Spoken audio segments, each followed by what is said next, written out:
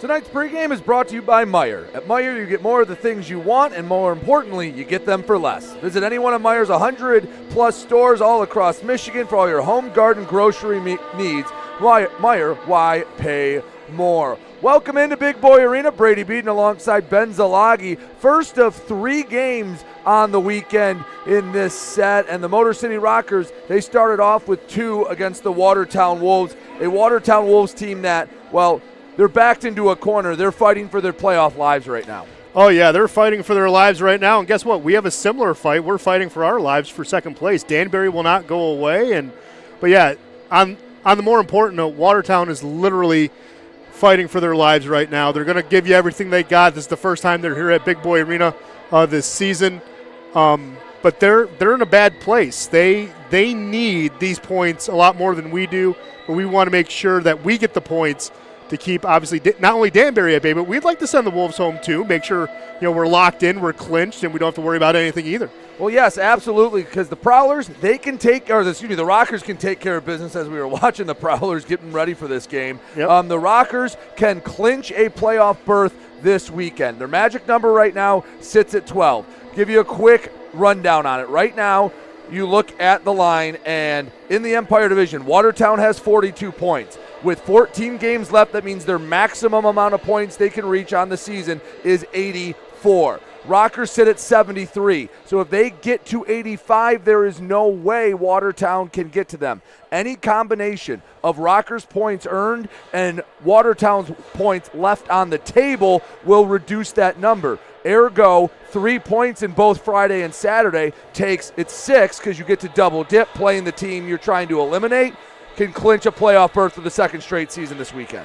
Yeah, and again, that's why this next 2 games is just so crucial, right? I mean, obviously, Blue Ridge on Sunday on their getaway day, not going to mean as much, right? Mm-hmm. They're already kind of out of it. Everything in the Continental is locked in and has been set for a couple of weeks now. But, yeah, on our side, in the Empire, these are 2 big games, obviously. For, as you just said, it's not really 6 points on the line. It is the full 12.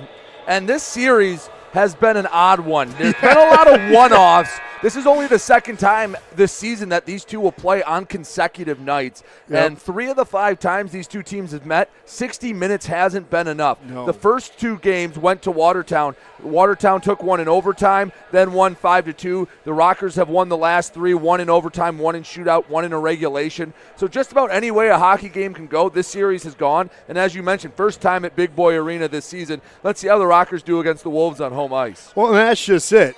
We have 3 straight wins, but in those last 3 games, you had an OT winner and a shootout winner. That was actually our first shootout win of the season, right, going all the way back to February 3rd. These Wolves are going to play it tough. It's going to be interesting because, again, on the road, they are not great. They only are 3-17. If you want to be technical, 3-16-1. They did have a shootout loss against Danbury. But, again, we know in this league, teams are different on the road, right? There's going to be roster adjustments. Some guys travel, some guys don't. But just by looking at it on paper, I'm expecting a tight and close game. Every game has been close except for that game on December 3rd where we lost on getaway day 5-2. Obviously, that was the night after what happened with Danny Vanderweel and just everything out of Danbury. So the guys really weren't looking to play a hard game. They were just looking to get home with their captain. So that's kind of the outlier. The other games on the schedule, Brady, again, either went into overtime, went into a shootout, except for when we had the 6-3 win, when Babin got back from his suspension. And the Wolves have been busy on the transaction tab just today. Yes. Garrett Lingberg traded for inside. Chuetin Blacksmith was put on the IR extended. Mark Botero was put on the season-ending IR. Jacob Komet signed a PTO, and Declan Flanagan signed with the team as well. Both sides getting ready to come out onto the ice. We'll step aside as Johnny G introduces Big Boy Arena to the starting lineups. Don't go anywhere. We'll have Rocker Hockey when we come back right here on the Rocker Media Network.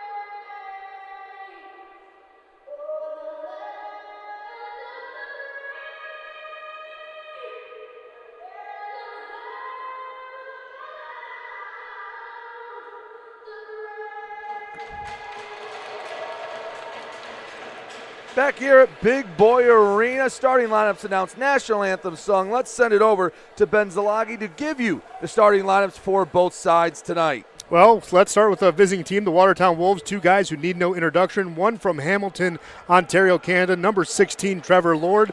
The other from Smith Falls, Ontario, Canada, number 29, Tate Leeson. The Lethal L's are going to be partnered with number 94 from New Hartford, New York, Michael Mercurio.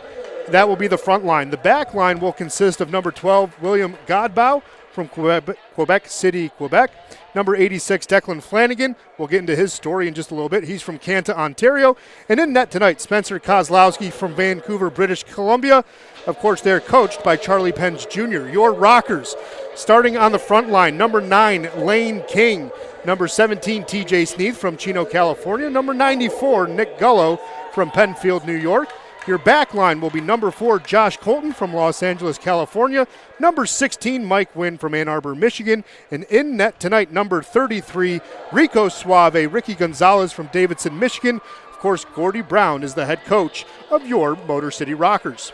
If you're looking to change your insurance coverage, Ronald Chalker is your local Farm Bureau insurance agent located in Shelby Township off of Van Dyke. He and his team have been protecting and providing Michigan families with auto, home, life, and health insurance since 2016. For all your insurance needs, trust Michigan Farm Bureau agent Ronald Chalker and request a quote today.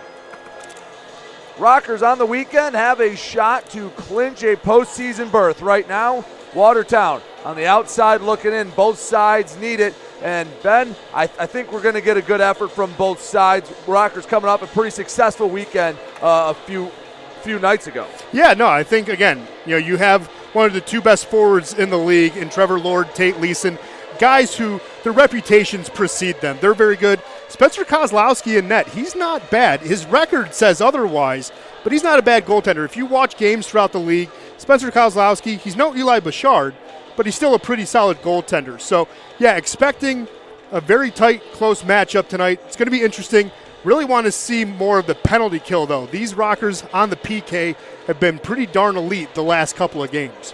Hopefully they don't have to see too much of it. Because when they take penalties, well, for any team, that's when they can get in trouble, as we're waiting to get everything sorted out before we drop the puck. You think it's a light issue like it has been? I think it has been. Again, It's got to be. I mean, well, it's Ken's looking at the tunnel, and, yeah, sure enough, Johnny G is saying, yep, the concourse lights aren't there. So it's a lighting issue. I mean, again, I've seen darker rinks than this. Oh, yes. But as they hold off, and Rockers and Wolves, first time in Big Boy Arena. Again, there are some scheduling quirks. While Watertown had 5 of the 7 games at home, they've already been to Port Huron 5 times. Yep. And it's the inverse of the Rockers and Blue Ridge, where everything has been here outside of 2 games out in Wytheville. Yeah, and that's the thing. The scheduling is a little messed up. That's what happens when one team goes dormant. Another team switches divisions, even though the schedule was laid out before that happened. But, yeah, I mean, you're going to get quirks in the schedule. We don't play Mississippi this year. No. And that's, I mean, yes, that is a long bus ride down to Mississippi, but, it is what it is. It's just one of those things. You just got to roll with the punches and see who you play and who you don't play, because we also don't play Red Stick either. We don't. No. We don't. We don't go to – I mean, it's not like we don't like going down south. We're going to Columbus. We just don't like going western down south to those other places. And, wow, this is as long of – again, I know that's not the brightest this rink's been, but I've seen darker rinks than this, Ben. I was going to say, on the broadcast it looks great. Chat row is ready to play. I know you're ready to call a game. It's been a while for you. Yeah, I just like we had the starting lineups. You kind of get into the groove of things, and then they tell everyone to stop. Like, I don't know. There we go. Hey, there's the Bronx cheer. A round of applause for the lights. I will give them credit. It is a lot brighter. It is. Rockers in their alternate purples, and Watertown in their gradient grays. Rockers going right to left, Wolves left to right, and the Rockers control the opening draw, send it all the way back to Gonzalez. He'll play over to Colton. Rings it on the boards to the near side. Gullo lost it. He is able to pick it back up. slips it over the red line. Couldn't get it to Sneath, and it hops into the bench. Just 15 seconds in, we get our first whistle. Now, I said we would talk about Declan Flanagan. Might as well. We have a break, right? He, even though he's from Canada, Ontario, Canada, played hockey right down the road. U of M Dearborn, played there. While he was there, he was actually really good on defense. 42 points, 29 assists, 13 goals. And again, for a D-core that Watertown has that doesn't get a lot of production, he might be a good shot in the arm, but it's also nice when you can get a kid from right down the road. Because we got Michigan mercenaries everywhere. It's not just Brandon Contrado. You take your pick. We got guys all over the place. See how he can do in this one against a local foe. Long pass banks off the boards, nearly misses the net. And we'll get an icing call, go all the way down back to the Watertown zone. That's strike one for Flanagan. He's the one. He's the one who did the icing. Well, the problem with bringing guys in, the not so great part is you have no chemistry. You're basically bringing guys in as rentals, and unless you had come to that area before, right, you're not going to really have that feel and know where everyone's at, and you're going to get plays like that. Well, yeah, and there's some feeling out process, but that's where hockey IQ comes in, right? You get that spatial awareness and things like that. I mean, and any good athlete has a good sports IQ normally when you're playing at this level. So you just got to see it kick in a little bit faster. Svinsov, left wing circle, pass across, tip just wide, a chance to put it past Kozlowski early. Milam sends it to Svinsov, kicks it to his own stick, feeds to the low right circle, pass across, Koash denied, rebound covered up. A couple of great opportunities early for Motor City, and Kozlowski shuts the door not once but twice. Yeah, and that first one, though, Declan Conway was right there on the doorstep. Beautiful pass by Pavel right there to center it in front. Somehow, some way, Kozlowski made a good save. Again, he's a very good goaltender. You do look at his record and his save percentage, you're like, is he really? No, he is, and he just showed why. Watertown off the draw. Seaman feeds up to Gamzatov. As it poked off the puck, the captain Vanderweel poking and prodding. Gonzalez sends it to the far side as Pavlov keeps it in deep. Rotundi fighting for it. Slips back to the blue line. That's to Grasby. Turned it over. Giuliano going the other way, looking for somewhere to send it, and his only partner he could find was the boards. Turned back over out front, shot, and it's denied again. Oh, Kozlowski in the first minute and change has been asked to make some big saves already. Well shot, punched away. I was going to say, Kozlowski, I think, is going to get a workout. That's now about 5 or 6 shots on net. And while I love the pressure from Motor City, there have been a couple bad turnovers for Watertown in the first 2 minutes. Yeah, I mean, but again, it's getting used to a different ice, getting used to the different arena. There's some things, the lights don't work, throws your game off a little bit. They'll settle down probably, but again, the D-core is where it's really going to hurt you. We talked about it. They don't produce much, and you can see so far here in the first 2.5 minutes or so, they're doing a lot of puck chasing. They're allowing our guys to get into the middle very well. Guys are able to just keep the puck. It's almost like an offensive practice. 17:29 to go, first period. Looking for our first goal. Motor City's had a few chances at it. Sneath takes it in the zone. He's poked off. Watertown gets it up and out of the zone between the blue lines. Colton backhands up to Sneath, right back on the pressure. Far side board, Sneath trying to hold off the defender, Hemming. Comes back to the blue line across. Sneath can't deflect it on net, picked up by Svinsov.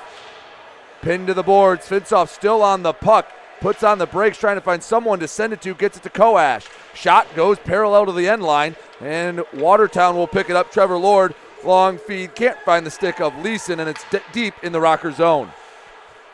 Well, I was going to say, the first time on attack in what seems like forever for Watertown. Motor City has had the ice tilted early on. Pass out in front, backhand, denied by Gonzalez. Another attempt poked away by Colton before it could reach the netminder. Back to the blue line, in deep. Handling it on the near side. Leeson spins around, fires on net. It's saved by Gonzalez, picked up by Koash. They're looking for the breakout. Svinsov flips it into the offensive zone, and they'll make a change. Chasing after it, Koash. I don't like that offensive possession. You had 3 guys up by the blue line. They were all ready for the bail. You had a guy go back to the far side circle for Watertown. They're not looking to put any pressure, at least through the middle initially. Dabari shot blocked by Milam. Into the near corner, picked up by Grasby. Fighting for it behind the net. Pokes out. Milam comes away with it. Has it on the sticks, puts on the brakes, gives to Vanderweel. Surveys the scene. Long diagonal feed punched out of the air by Sergeev. And we'll get a hand pass and a draw, I believe, in the Watertown end.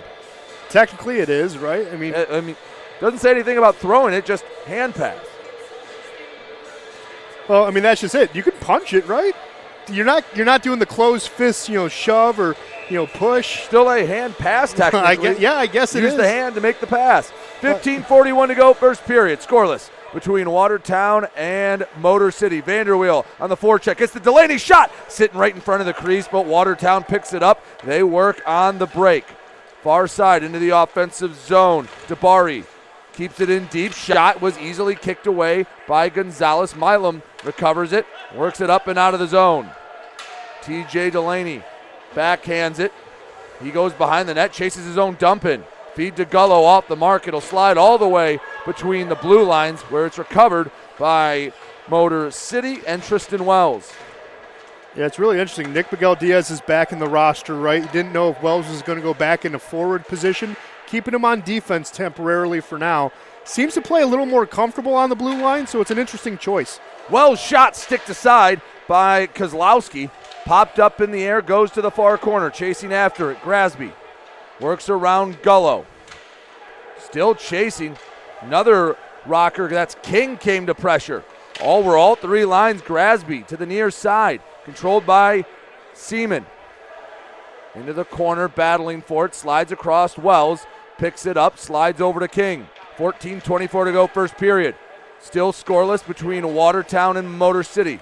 First time these two teams have met here in Big Boy Arena. Seaman flips it in deep. Rotundi chases after it as Watertown goes off for a change. Rotundi right to the tape of Coash. He'll put it in reverse. Wants a better look. Over to Wells. Pass to Conway, broken up. Conway on his horse chasing after it. Won't get there. Watertown controls it. Poked away. And Motor City on the forecheck has been putting a lot of pressure to our left, making it tough for the Wolves. And I believe we'll get an offsides. We do. 13:47 to go, first period. Take us to our first timeout. So we take a look at the shots on goal and what's going on around the Fed. Ben, what say you? Well, shots on goal favor Motor City 6-3. Obviously, it's still scoreless here. Not scoreless, though, at First Arena in Elmira. They have a 3-1 lead over Binghamton. Blue Ridge has a 1-0 lead over Port Huron. Just getting underway in Columbus, Georgia. Caroline and Columbus, that's a fun rivalry. They haven't gotten anything started there goal-wise just yet. And still waiting in about 20 minutes or so, Red Stick and Mississippi. Mississippi beat Columbus last night. They'll drop the puck in about 25 minutes or so. But the Black Bears trailing 3-1 at First Arena. That's exciting. And again, though, Elmira, what are you going to get on them on a night in, night out basis? Well, David Gaeta will get you a goal. Dominic Dumas has a goal.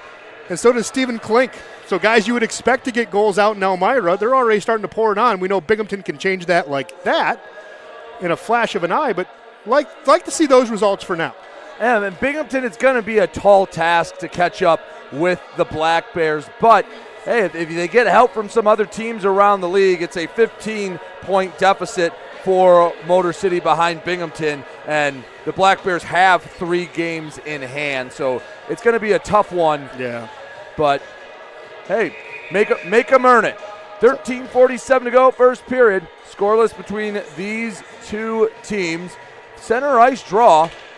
Vanderweel ties it up and coming away with it, Flanagan. I was going to say, hopefully we see Binghamton. I mean, they're going to come back here one more time, but we'll see them hopefully down the line. That would only mean good things for the Rockers. That would mean great things. Sent in deep, Gonzalez plays it behind the net. Rings it around the boards to the near side. Picked up by Flanagan. Shot tipped, stopped by Gonzalez. Long feed out. Godbow picks it up at the red line. Had it poked away. Delaney into the offensive zone. Has it on the forehand. Shot broken up from behind by Mercurio. Rockers scrambling to keep it in the zone.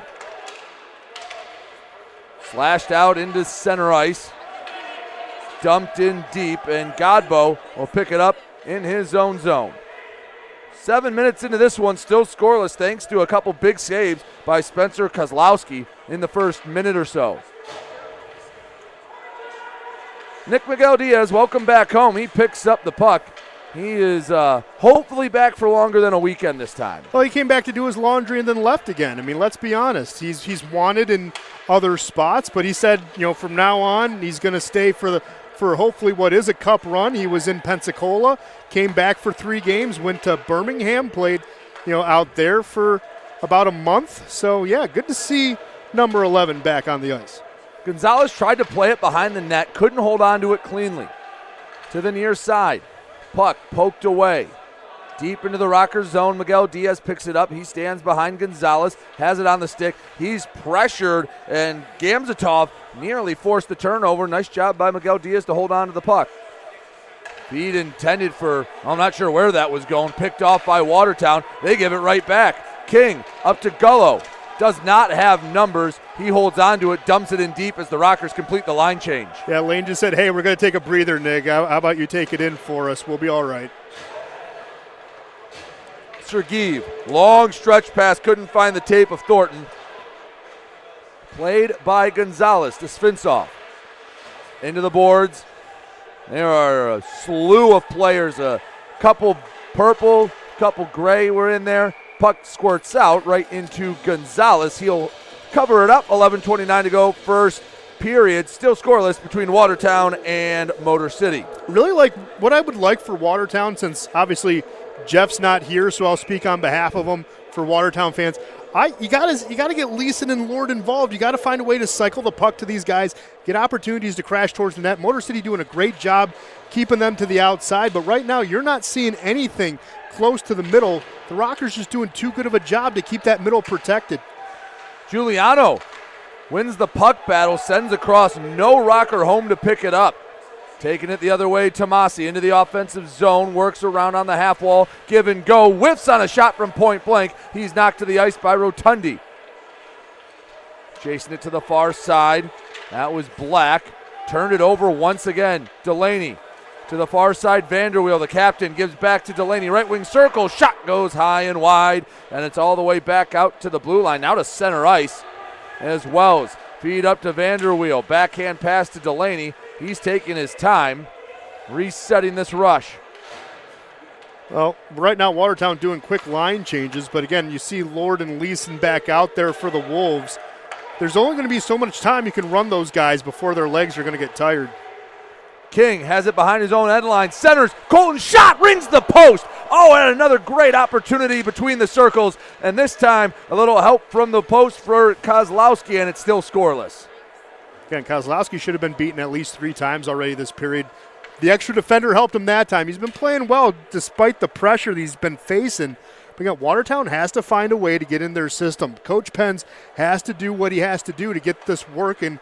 But right now, they look like a very disjointed bunch. They're carrying the puck in deep and losing it when they get down there. They're not back pressuring in time. They're playing reactionary hockey instead of trying to dictate the pace. Scramble out in front, and it slides to the near corner. Dangerous spot for that to be if you're a Rockers fan. Pass out in front, broken up, sent to the far corner. Man, that's a couple of scrambly opportunities. Maybe more of what you're looking for if you're a Wolves fan. A little bit, right? I mean, there's some opportunities there, but no one's back on the far post for that tip-in, right? Everyone's crashing and pinching the net early, giving Ricky trouble as he holds onto the puck there. But again, you got to have a guy in position. They haven't been in position all night. Gonzalez freezes and takes us to our media timeout. Still scoreless. 9:29 to go in the first period. Let's take another look at the scores from around the Fed and update the shots on goal. Ben? Yeah, well, let's start here at Big Boy Arena, shall we? Shots on goal now favor Watertown. They added 5. They lead 8-6. Getting that offensive push, of course. Still scoreless here, though, at Big Boy Arena. It's still 3-1 out there in First Arena. Elmira carrying a 2-goal lead against the Black Bears. Still a 1-0 game between Blue Ridge and Port Huron. Getting that goal, Nikita Iverson getting that first one. It's the end of the first period out at McMorran Place. Of course, have not started just yet. Well, actually, no, I lied. They actually did get a goal. Carolina has a goal now. Who would you think it is? Carolina, Ford. close. I mean, a guy probably involved in it. I was going to say, a guy who gets a little disrespected around the league, but he's skillful. Jacob Schnapp got the goal. He killed us the one time they came up here. Yes, that's why I had to mention it. So Schnapp gets the one to make it 1-0, and just about to get underway at the Mississippi Coast Coliseum between Red Stick and the Sea Wolves. The Voodoo Generals and the Zydeco. Fan Saves and the Rockers have partnered to help you save money. Go to the App Store on your phone, download the Fan Saves app, and follow the Motor City Rockers, and you're on your way to scoring deals with our partners. Tonight, our winger of the game, Tristan Wells, if he scores, you can get buy one, get one 6 boneless wings from B-Dubs. So make sure to have the Fan Saves app downloaded. 9:29 to go in the first period. Scoreless between Watertown and Motor City. These two have traded opportunities, more so going to Motor City. Wolves shot from point blank, didn't have a good angle. Saved by Gonzalez. Wolves had possession for a moment. Milam picks it up behind his own net, poked away. Miguel Diaz there to clean it up. He lost the handle on it, back to Milam. Rockers trying to get this breakout, hops over the stick of Conway. Center ice turnover, Koash races into the offensive zone. Shoots, and it popped up in the air. Out in front, Conway fires, and another save by Kozlowski. He has had a tremendous first 11 minutes. Who, Conway or Kozlowski? Kozlowski. No, I'm kidding. No, I'm kidding. I mean, Conway could have had 2. Kozlowski doesn't allow Conway to get 2 because he's been playing well. I'm just playing around, Brady. I know who you're talking about. Spencer Kozlowski's been playing well. That's why he's getting dapped right now. But, yeah, I mean, Declan Conway should have 2 goals if it wasn't for number 30 in net. Offensive zone draw to the right of Kozlowski. Watertown wins it cleanly. Fighting on the far side, coming away with it, Trevor Lord. Lost it, Miguel Diaz keeps it in on the blue line. Banks up to Delaney. Back behind the net, poked away. Watertown steps in front of it. Once again, Lord trying to work up and out of the zone. That was Lindbergh, turned it over. Vanderweel, left wing circle. Tried to get it to Delaney. It was broken up on the near side. No, Delaney did a good job, hung with Vanderweel as his wingman there. Giuliano on the rebound, didn't have enough time, allowed Kozlowski to recover. Back behind the net. Once again, that is Lindbergh. As it's sent to the blue line, Miguel Diaz centers. Delaney shot up and over the net. Hits off the backside of the net as Vanderweel picks it up. He's pressured by Hemming. Lost the puck, and Watertown trying to get it to safety. Stretch pass broken up. Oh, both left. The puck was just sitting right there on the far dot. Well, Milam does what he's supposed to do. He bailed. That's a mistake by the Wolf there. I'm trying to remember who it was. Could have been Flanagan, but either way, Milam did what he's supposed to do. He bailed, got back into position. Puck wasn't there. 7:40 to go, first period. Still scoreless thanks to Spencer Kozlowski and some pretty acrobatic saves into the offensive zone. Lord puts on the break, centers to Mercurio, tipped wide. Rotundi helped break it up. Rotundi picks up the puck in his own zone to the right side lane. Touched it, but he wasn't over center ice. That's an icing call, and it'll come down to the Rocker zone. That was the first opportunity I saw Tate Leeson actually be aggressive, attack the net. But who was there?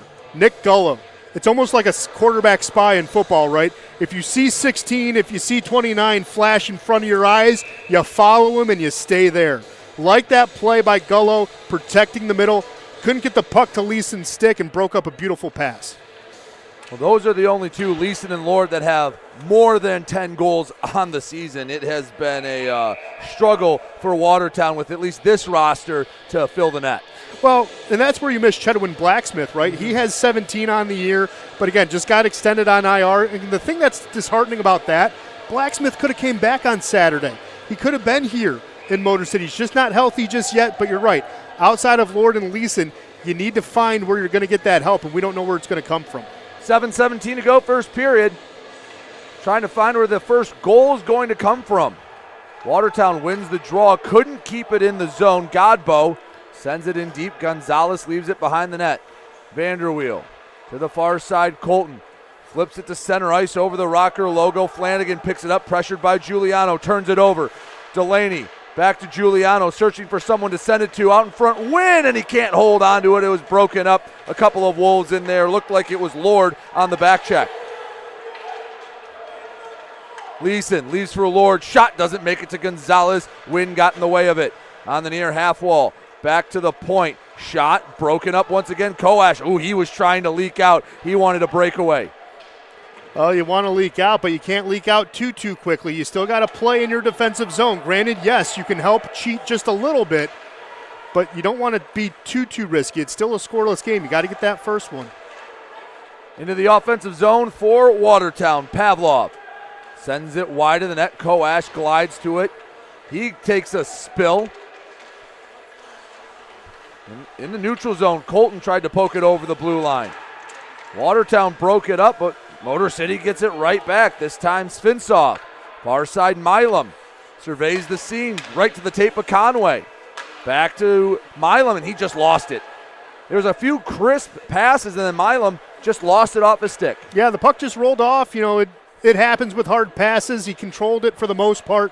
But again, the one thing I've noticed as we've played now about 15 minutes, Watertown is not attacking unless Lord and Leeson are out there. Everyone else is just basically playing prevent defense. They're keeping 3 guys back at all times. It is not a successful formula. And TJ Sneath tips in, goes up and over the shoulder of Kozlowski. And, I don't think you can really plan to tip it like that, but you'll take it. 1-0 Rockers on the tip-in. Well, it's a beautiful look, right? Conway stops up high, and again, in the middle, right there. TJ Sneath gets a stick on it. It's below shoulder level, so it's going to be a good goal no matter what. Beautiful attempt, but I really like that stop by Conway. Stopped on a dime, fired it from the point, just putting it on net. Got enough of it, though, for Sneath to get a goal.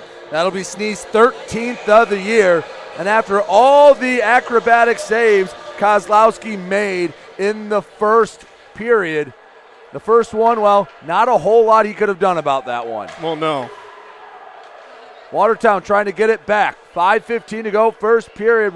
Motor City takes the lead. Turnover in the Motor City zone.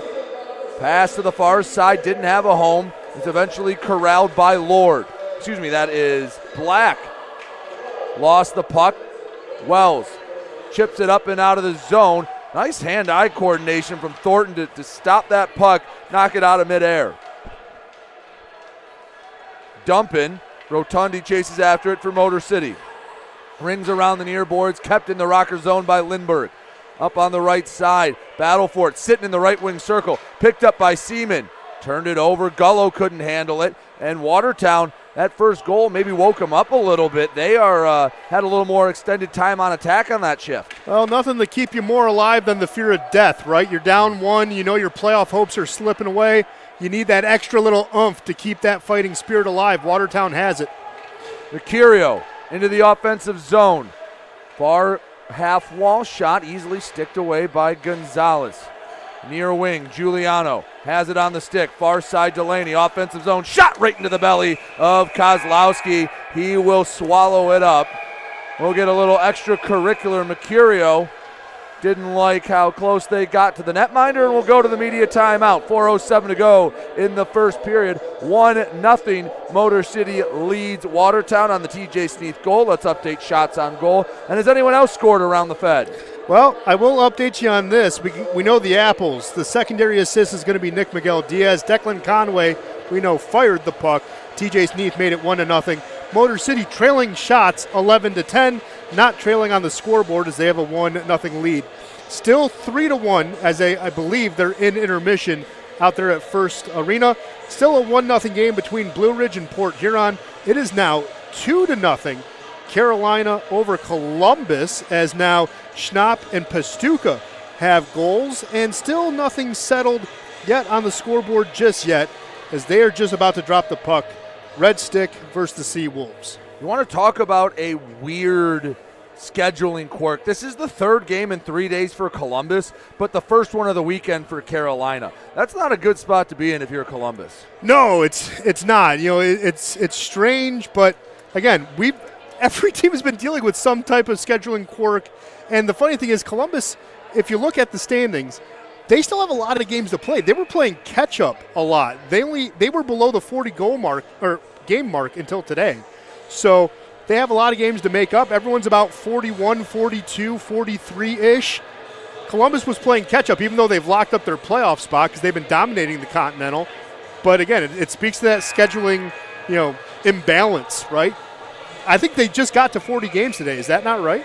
This is number 42 tonight. Okay, so the Wednesday game was right, 40. That's what I was thinking of. Okay. In an unrelated note, Scott Brand sitting right in front of us. Hey. Motor City in the offensive zone loses the draw cleanly, and Watertown takes it into the offensive zone. Poked away. Leeson couldn't hold on to it. Chases down in the corner. Motor City comes away with it. Feed up to Gaudet. Centers to Delaney. Feed back to Wins. Glides into the offensive zone. Left wing circle. Pass broken up on the near half wall. Shoveled up and out of the zone. Colton back skating across for Gaudet. He takes his time. Sends it in deep. Horseshoes around the boards, but it's cut off by Kozlowski. I know what Watertown's trying to do. It's just not working. Motor City knows exactly what they're trying to do as well. You can read it as plain as body language as you can. Leeson and Lord are both the only ones cheating up the ice. Mercutio was back at the center line, and then you still have your two defenders playing back at their own blue line. You're not going to generate offensive opportunities if Charlie Pence keeps this up. You got to get a third guy in there to create some scoring opportunities. Motor City just basically doesn't have to do much on defense right now. Svinsov has it on offense. Backhands it in deep. Chasing after it, and it slides over the blue line. A couple of Wolves pick it up into the offensive zone. Gamzatov sent it in deep, poking, coming away with it, Miguel Diaz. Spins around behind his own net, has it on the backhand. Walks it up the far side, over the red line. Now the blue kicks it to his stick. Spins around. Oh, and Miguel Diaz goes into the boards. That arm's going to go up. Luckily, Miguel Diaz comes straight back up, and a few Rockers took exception to that, as you'd expect.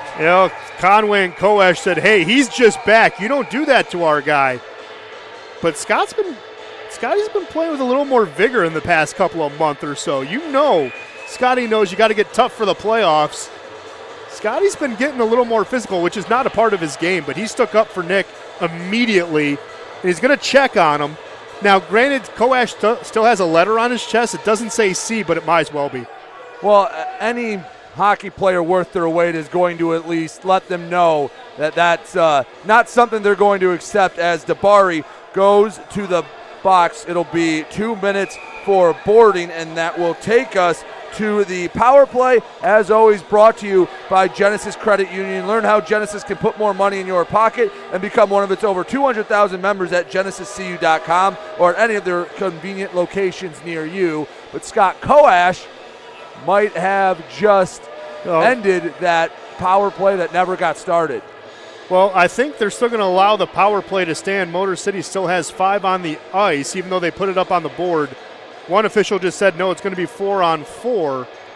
So still trying to get that. Yeah, so Delaney's going to go off. Yeah, Koesch was still talking to the official, saying that it should be probably a 5, if we're being honest. Because he didn't like the hit, thought maybe even a double minor. So he was giving the official the business, and he got an unsportsmanlike for it. Because he was chirping from the bench. He can't do that. Have Dabari in the Kowalski meat locker, and we have 4-on-4 hockey. Ice will open up a bit. 2:31 left to go in the first. The majority of this period will be spent even up, but again, 4-on-4. Draw in the Watertown zone. King off the draw, flubs the pass. Wolves going the other way. Graspy sends across. Pass can't be handled out in front of the net. Milam tied up. Excuse me, that's King that was tied up all the way into the boards. Pokes it out. 2-on-1 opportunity. Pass. Didn't have enough on it. Going the other way. Leeson across. Bottom of the right wing circle. Return feed off the mark. Graspy was trying to get it back to Leeson, just couldn't find him. Well, no, and if he did, that's a goal. I mean, Ricky was out of position. Gonzalez sticks that one to the far side. 1:22 left to go in the 4-on-4. 1:50 left to go in the first period. 1-0 Motor City on top of Watertown. Sneath in his own zone. He's the lone goal scorer tonight. Banks it for Colton. Takes his time, surveys the scene as the Rockers get the right 4 on the ice. Svinsov leaves back for Vanderweel. Racing up the far side. He takes it over all 3 lines with speed. Vanderweel behind the net, has it on the backhand, looking for someone to send it to, Almost did a whole lap around the zone. Drops off to Diaz into the corner. Couple of Wolves comes. Finsoff couldn't hold on to it. Slides back into the Rockers zone, and they have to reset. 43 seconds till we're back to five-a-side hockey. 1:10 until we head to the locker room. I think the open ice does favor Watertown a little bit. They know they can freelance a little bit and take some risks. Vanderweel turns it over. Finsoff was asking for it coming down the middle of the ice. Watertown defense in their own zone has been good enough at times to prevent those opportunities, especially since the first minute. No icing, waved off. Gonzalez wanted it, didn't get it.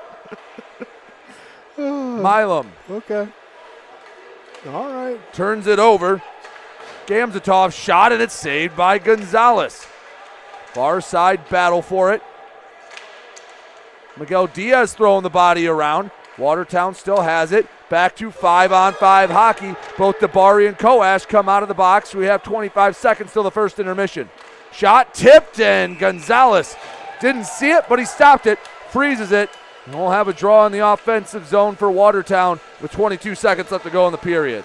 Great look there by Ricky. Saw it in, got into position, cut down the angle, froze the puck. But, I will say this. If Watertown is expecting to score, they need to find a way to actually get a good offensive system inside the offensive zone, right? They have to at this point. Haven't found a way to get Lord or Leeson inside the middle. Gamzatov had a couple of looks, but other than that, everyone's just playing passive. Shot deflected, and a chance from the right side for Thornton, missed wide. 10 seconds to the horn. Taken away. King gives it to the center. Gullo has to hurry. 3 seconds, throws on net, kicked away, and that'll do it for the first period. Motor City takes the lead into the locker room. 1-0 Rockers on top. Ben, let's take a look at shots on goal in the period. Recap the one and only goal, and if anything else has happened around the league. Yeah, shots on goal favor Watertown, 13-11. Scoreboard, though, favors Motor City. TJ Sneath getting the goal at the 14:31 mark, assisted by Declan Conway, who fired it. Sneath tipped it. Nick Miguel Diaz gets the secondary. Really quickly, Binghamton added a goal, so they now trail by 1. Elmira leads 3-2 out in First Arena. Still a 1-0 game between Blue Ridge and Port Huron. It is now 2-1 between Carolina and Columbus. Of course, it's 1-0 here. Still scoreless between Mississippi and Red Stick.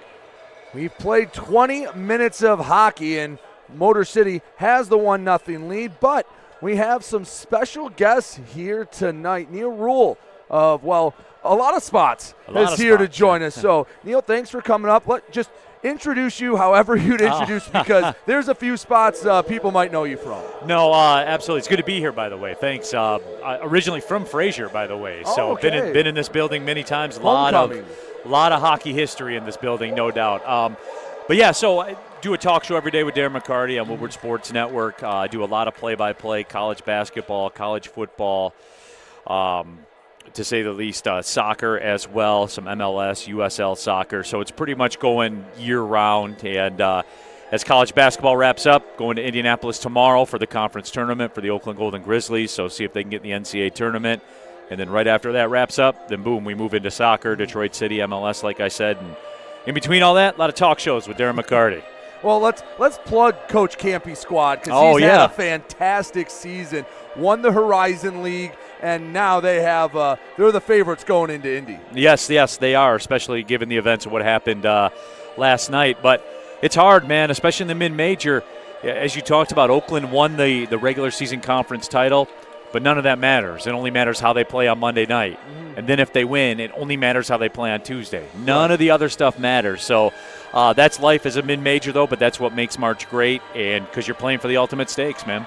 So you mentioned a lot of sports you do play-by-play. Did not mention hockey, but you have a hockey co-host in Darren McCarty. Yeah. What's that kind of like? Because he's the hockey guy, and it sounds like you might be able to fill in some of the gaps where maybe he has the playing experience in hockey, and you've seen a lot of sports everywhere else. No, but growing up, especially when I live 2 miles from here, so all the older teams that were in this building before, I would come out. I'm a big hockey guy. Like that was my first thing when I was a kid.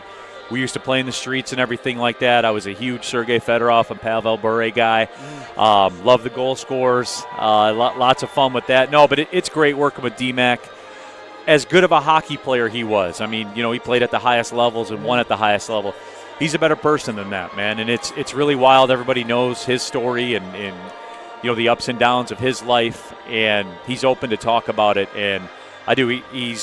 I love working with him, but I love being friends with him more, man, because he's the best guy. If I needed something right now, I'd call him. He'd be here in a minute. He's just that kind of guy. That's always great to hear. So let's talk about your time here at Motor City again. Thank you for coming out. Yeah. I know there's other connections to Woodward Sports. Yep. Our DJ Yeah. Works down at Woodward Sports as well. What is your connection to the Rockers? How's your time been here so far, and just your overall thoughts? Oh, no, it's great. And sadly, working in college basketball, the season's kind of run congruent with the hockey season, so I don't get to come out here as much as I would like, because as a kid growing up, minor league hockey, I've loved it. I've loved it my whole life. I was a big OHL guy back in the day. Like I said, hockey, I'm more into hockey probably than I even give myself credit for. It's one of those things that if I have nothing going on, I'll flip on the game and I'll watch the game, because I do. I love hockey. I love the speed of the game. Here tonight, it's on display.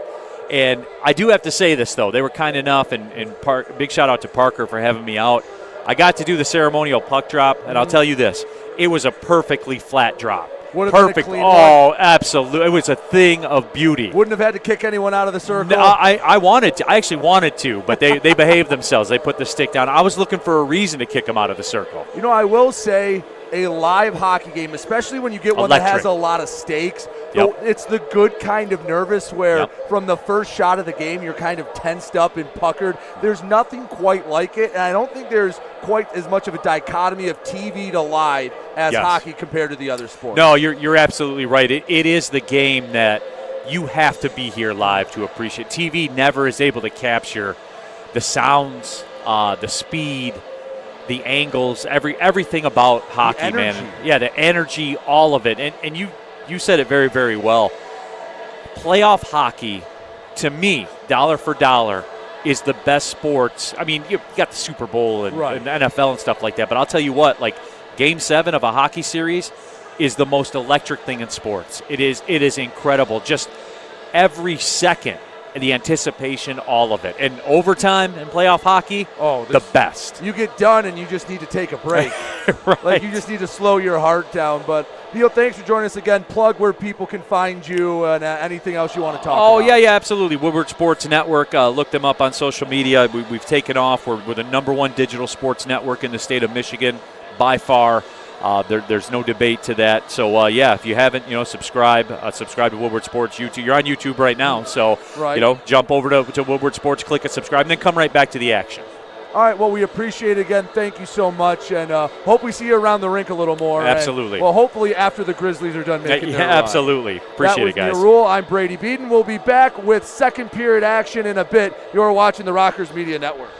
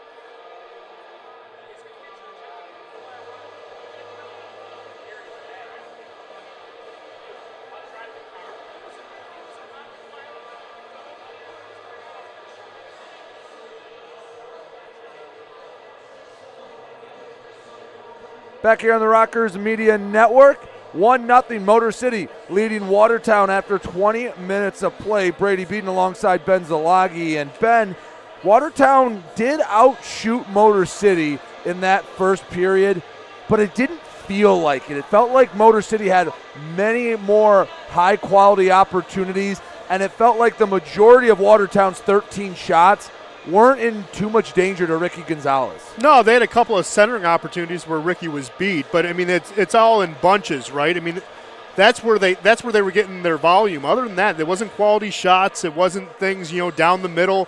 It was things from the outside that Ricky could see, easily stop and go from there. So yeah, they're out shooting Motor City by 2 shots, but again, it's quality over quantity. Motor City's 11. Half of those were scoring chances, and half of those were right on the doorstep. Conway should have 2. He has an assist, so he should have 3 points already. You had, a good look by TJ Delaney as well. This game could easily be 4-0, even though Motor City only has 11 shots. So then you can go one of two ways with it. If you're glass half full, you go, all right, the dam's going to break at some point, and they're going to start pouring in. Or you're thinking, man, we had an opportunity to jump on this team early, maybe some bus legs, not ready for their 3-game series this weekend, and we let it slip by. These next 20 minutes, I think, are going to determine which side is correct. Well, but here's the thing, though. I mean, we always talk about bus legs are a real thing, travel days are a real thing, but it's the way you're setting up the attack. I don't like the way Charlie Pence has set up his attack. He's basically attacking 2-1-2. Who is that? That can be Gamzatov and that can be Dabari going in, and they don't have their full forwards coming all the way up. They are playing passive. They're not setting things up. It was the second line late in the period, Brady, that really changed the momentum for Watertown, getting more pucks down low and in front of Ricky.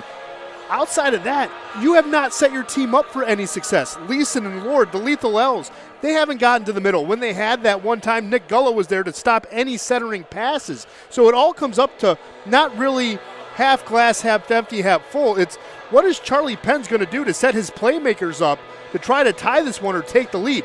Motor City's been getting their looks. They've been getting their chances. Spencer Kozlowski's been playing absolutely incredible in net, and he's keeping it 1-0. He's basically being Trevor Babin for Watertown right now. He's clearing up a lot of mistakes and things like that. But this is now up to Charlie Pence Jr. to set up his playmakers to get goals, and they haven't done that yet through 20 minutes. So you're right. The next 20 is going to be important. We'll see how that goes real quick. Want to let you know that Lasting Impressions Promotional Marketing is the official merchandise provider of the Motor City Rockers. This family-owned business is conveniently located in Canton, Michigan. And if you are looking for corporate branding with excellent value and an economical price, check out Lasting Impressions at liteam.com. That's liteam.com, a proud partner of your Motor City Rockers. Both sides flips end of the ice. And Watertown, Motor City working away from their benches here in the second frame, 1-0. Motor City on top of Watertown, and the Wolves control the opening draw of period number 2. Feed goes up to Leeson. He'll skate it into the zone. Flips on net. Immediately covered up by Ricky Gonzalez. A whistle just 13 seconds in. But see, that's what I mean. Motor City's defense. And again, going to be crediting Corey Swider here. He coaches the D-men. It's basically like not even a give-and-go situation with Watertown. They're just looking for a lazy centering pass, and a guy on D can easily intercept that like Josh Colton did just then. Swing and a miss. Gullo wheeling down the left side of the ice. Drop pass. King, extra drop pass. Colton, shot, scores! Josh Colton, 23 seconds in to the second period, goes far side on Kozlowski, and it's 2-0 Rockers. I really hope Charlie Pence is taking notes, because that's how you do it. Can't draw it up any better. You really can't. Have a guy attacking, have his wingman right there next to him, drop it off for your trailer, let your trailer go to work. Well, it certainly helps when a D-man whiffs on a puck at his own blue line, or at the other blue line, rather. And you have the odd man rush. Josh Colton, he nets his 11th of the year, and they will tend to the net. I believe they're putting the pegs back in. But Josh Colton, I mean, you give him an opportunity like that, he can pick a corner. Well, yeah, but again, that's how you draw up an offensive attack. Yes, it helps that a defender blew an opportunity, right? But after that, no. Like, it's not going to happen. It's all about the rush and the opportunities you create for yourself. What Gullo did, he felt a guy behind him. Who was that? Lane King. He drops it off, right? Lane King does make a veteran play, says, I got help behind me, I'm going to drop it off. Could that be a giveaway? It could have been. But he's going to trust his teammate to be there. Why? Because the system is there for you to take advantage of it, and that's what Josh Colton did. By the way, Lane King picks up assist number 15. As they tend to the net, try to get the pegs back in. Want to remind you that Iconic Goaltending has clinics here in Metro Detroit for young goaltenders looking to improve their game. Information on private lessons, team skates, and performance analysis can be found at iconicgoaltending.com. First period had a light delay. Second period has a net delay. They are new pegs in the ices. Last weekend we did notice that the second two games did not have the net come off as much, and they're just trying to work through some of the kinks. Well, yeah. I mean, it's a peg delay, but you got to make sure that the drill holes are perfect. Maybe they weren't on the near side by the door. But, yeah, I mean, it doesn't matter. You got the goal anyway, so you're coming off a goal, so it doesn't really change much. So, if anything, does this maybe stop Motor City's momentum? Possibly. But they have a 2-goal lead. They're playing well, and so far, again, Watertown has not gotten really a good semblance of time on attack. Again, if you're just joining us, the Rockers this weekend can clinch a postseason berth. Their magic number is 12, so a win tonight will lower it by 6. 3 for the points Motor City gets, and 3 for the points Watertown would not get. They 2 regulation wins, and the Rockers are going to the playoffs. Rockers control it off the draw. Feed touched by Koash on the near boards in front of the Rocker bench, and I believe we had an offside as Finsoff skated into the offensive zone. Puck bounced out. He touched it as it came back in. We'll get a neutral zone draw.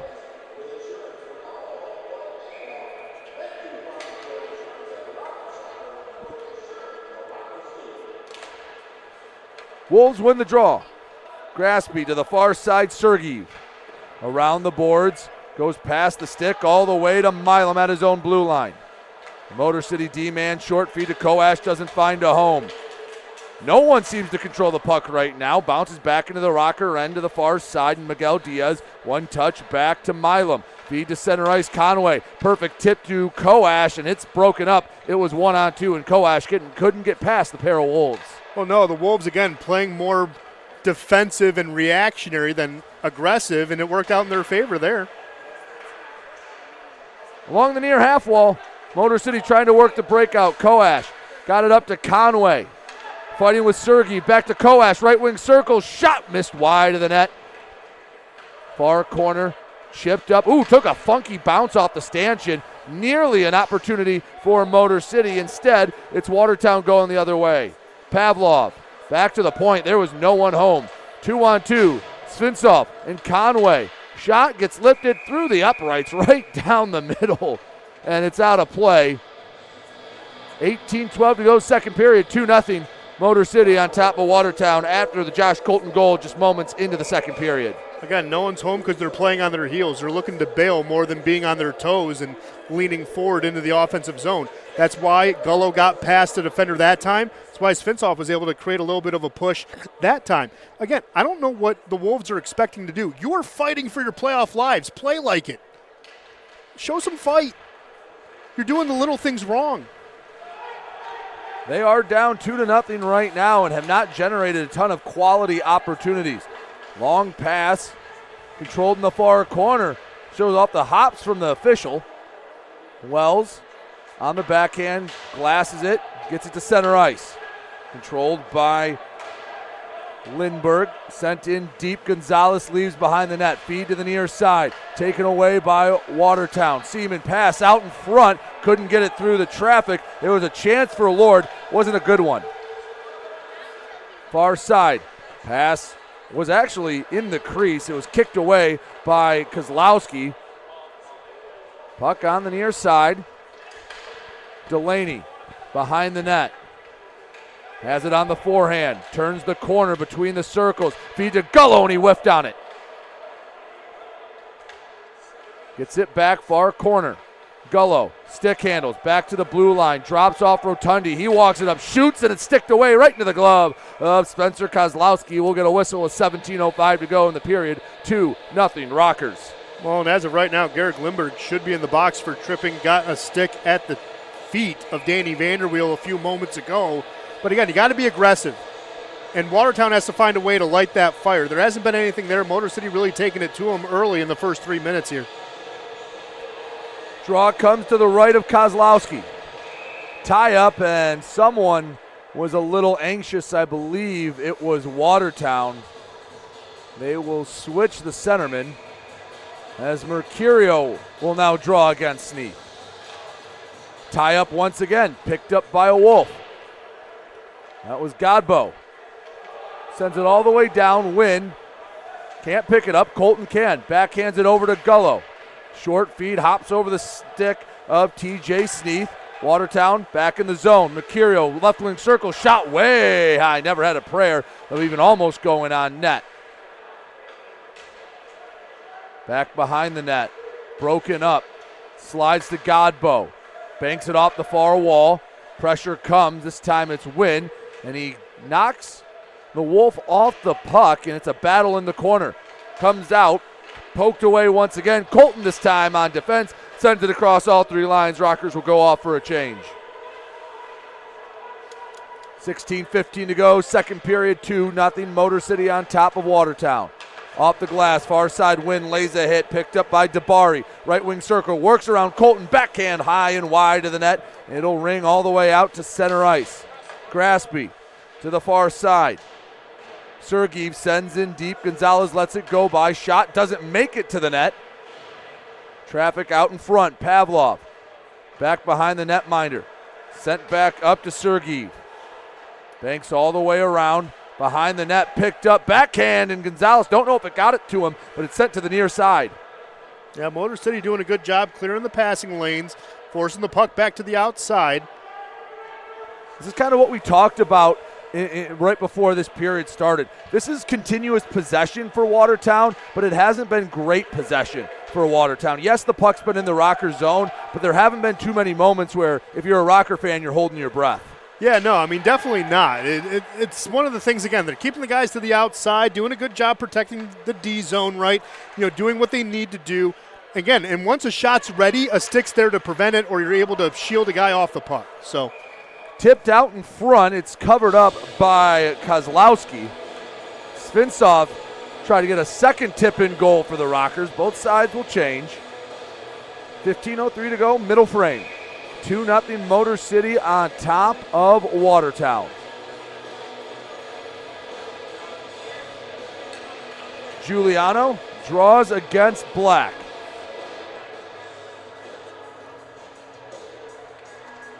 Waiting for that puck to drop. Does, and Watertown comes away with it. That's Lindberg.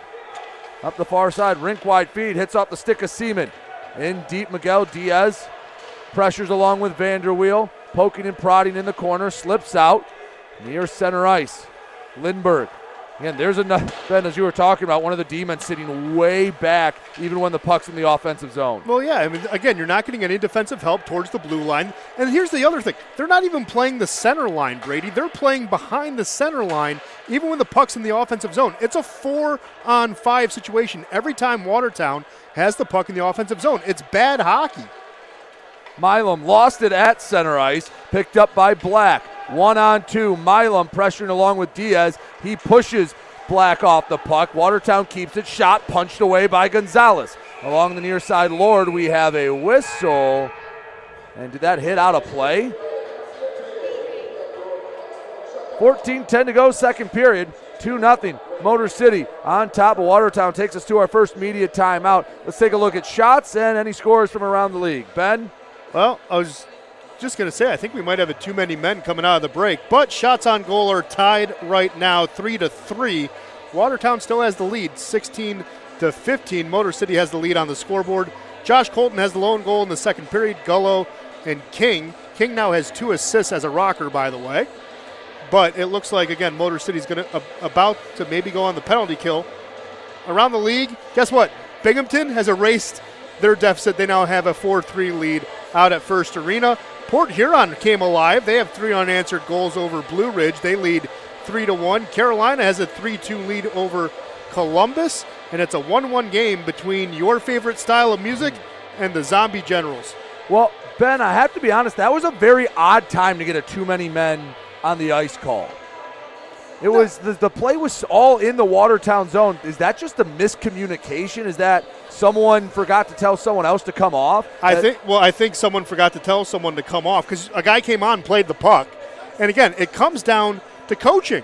Charlie Pence Jr. was a fine player. He was a fine player in this league, but it is basic fundamentals that has been escaping and eluding Watertown tonight. And something like that and a bench minor, that's not great. Take us to the Genesis Credit Union Power Play. Learn how Genesis can put more money in your pocket and become one of its over 200,000 members by visiting genesiscu.com. Jabari in the Kowalski Meat Locker as the Rockers go on their first power play of the night. Colton at the point. To the far side, gets to King. He centers just inside the blue line. Stick handle, shot, rebound. Delaney picks it up, tried to go from a shallow angle. Back to the left wing circle. Colton feeds to King inside the blue line. To the near boards, King glides. Hard rink-wide feed, hits the stick of Delaney. He'll have to backtrack to pick it up. 30 seconds into the power play. Shot, blocked. Mercurio, look out. On the backhand, right wing circle. Shot, save, rebound. Oh, Ricky! He did not. Oh, he did not. Oh. That is a short-handed goal. Started with the block shot. Ricky made 1 save, couldn't make 2. And the rebound buried by, Tate Leeson, his 30th of the year. And the Watertown Wolves get one back. Well, again, all effort by Mercutio got in there. Gonzalez made a good save, and Leeson finally got to the middle, put away a rebound. So it's good news there. You're showing some life. But, yeah, I mean, that pure hustle and effort play there by Mercurio starting all that. 1:10 left for Motor City on the power play to try to get one back. Koash into the offensive zone. Far side. Left back for Svinsov, and another turnover. Look out. 2-on-1 if they hurry. Right side, Black. Shot deflected by Milam. Svinsov picks it up in his own zone. Rink wide feed, banks off the boards. Miguel Diaz into the offensive zone. In close, shot knocked away by Kozlowski. Far side, Miguel Diaz puts it on net, and Kozlowski covers up. 43 seconds left to go for the Rockers to try to just break even on this power play. 12:52 to go in the period. 2-1 Motor City on top. Well, again, Motor City kind of fighting themselves right now. They still have the best power play in the league. They've had that now for a couple of months, if we're being honest with each other. I think it's about now a 3-month stand as the best power play unit in the league. But right now they're just not feeling it. They're not cycling the puck. They're being a little timid. And Watertown finally showing the attack that they needed, are creating their own opportunities. And they're playing well on the PK right now. Long clear. Gonzalez comes out to play it. Feed to King. Lost it. Mercurio picks it up. Centers, sent down off the glove of Leeson all the way back to their own zone. 23 seconds until we're back to 5-a-side hockey. That clear will kill a few more ticks off the clock. Colton, far side Sneath.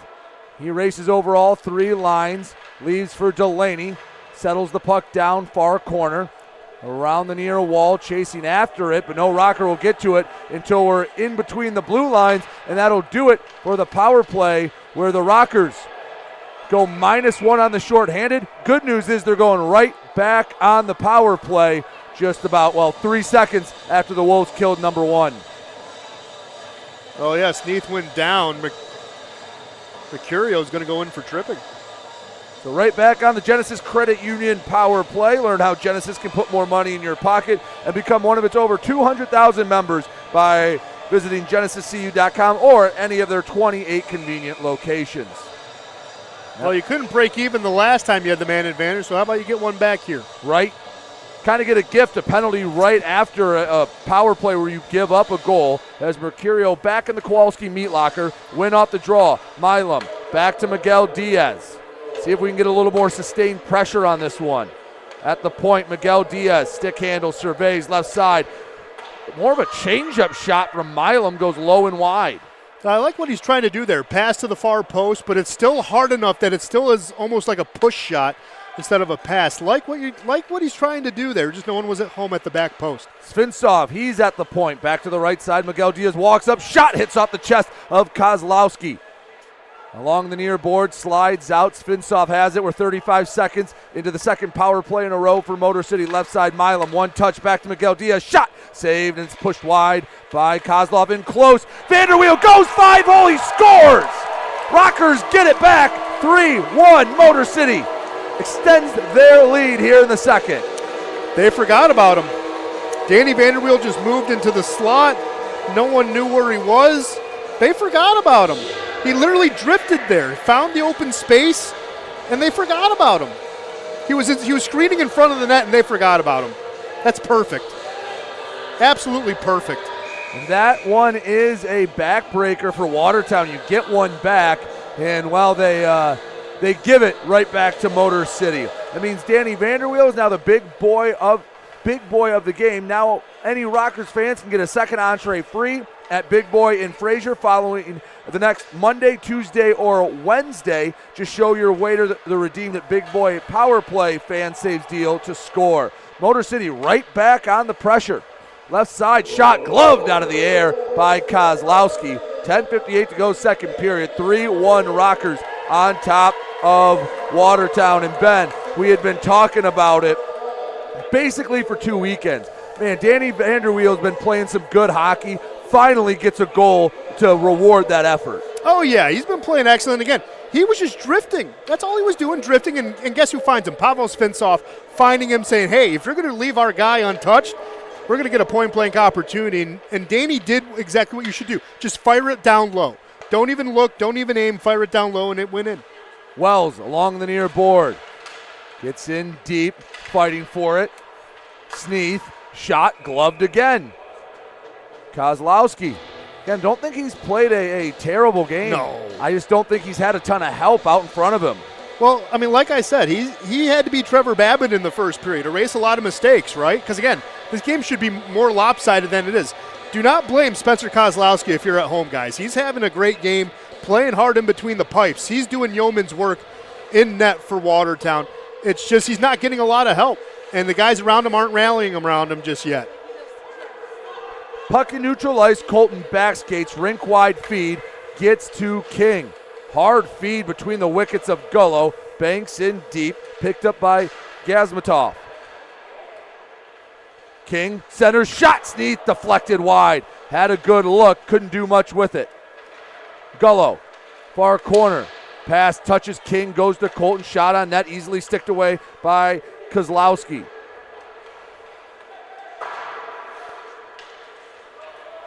Puck was touched, no icing. Midway through the second period, midway through the game, Rockers lead by 2. Latest goal, the captain, Danny Vanderweel. Koash, near side, Conway holds it on the stick, shot, and it's stuck into the arm, I believe, of Kozlowski. Where'd that go? He's searching for it. That went up in his jersey, and with 9:47 to go in the second period, it's 3-1 Rockers on top. Let's take a look at the shots and scores from around the Fed. Well, shots on goal now favoring Motor City by a lot, 13-5 here in the second period in the game, 25-18. Of course, it's 3-1 thanks to Danny Vanderweel. Pavel Svinsov getting the primary. Nick Miguel Diaz gets the assist. Want to correct something back in the first period. Milam got the secondary assist, so that's going to be the first assist of the night for Nick Miguel Diaz. And around the league, 4-3 Binghamton over Elmira, 3-1 Port Huron over Blue Ridge, 3-2 still Carolina over Columbus, and it's still a 1-1 game down in Mississippi.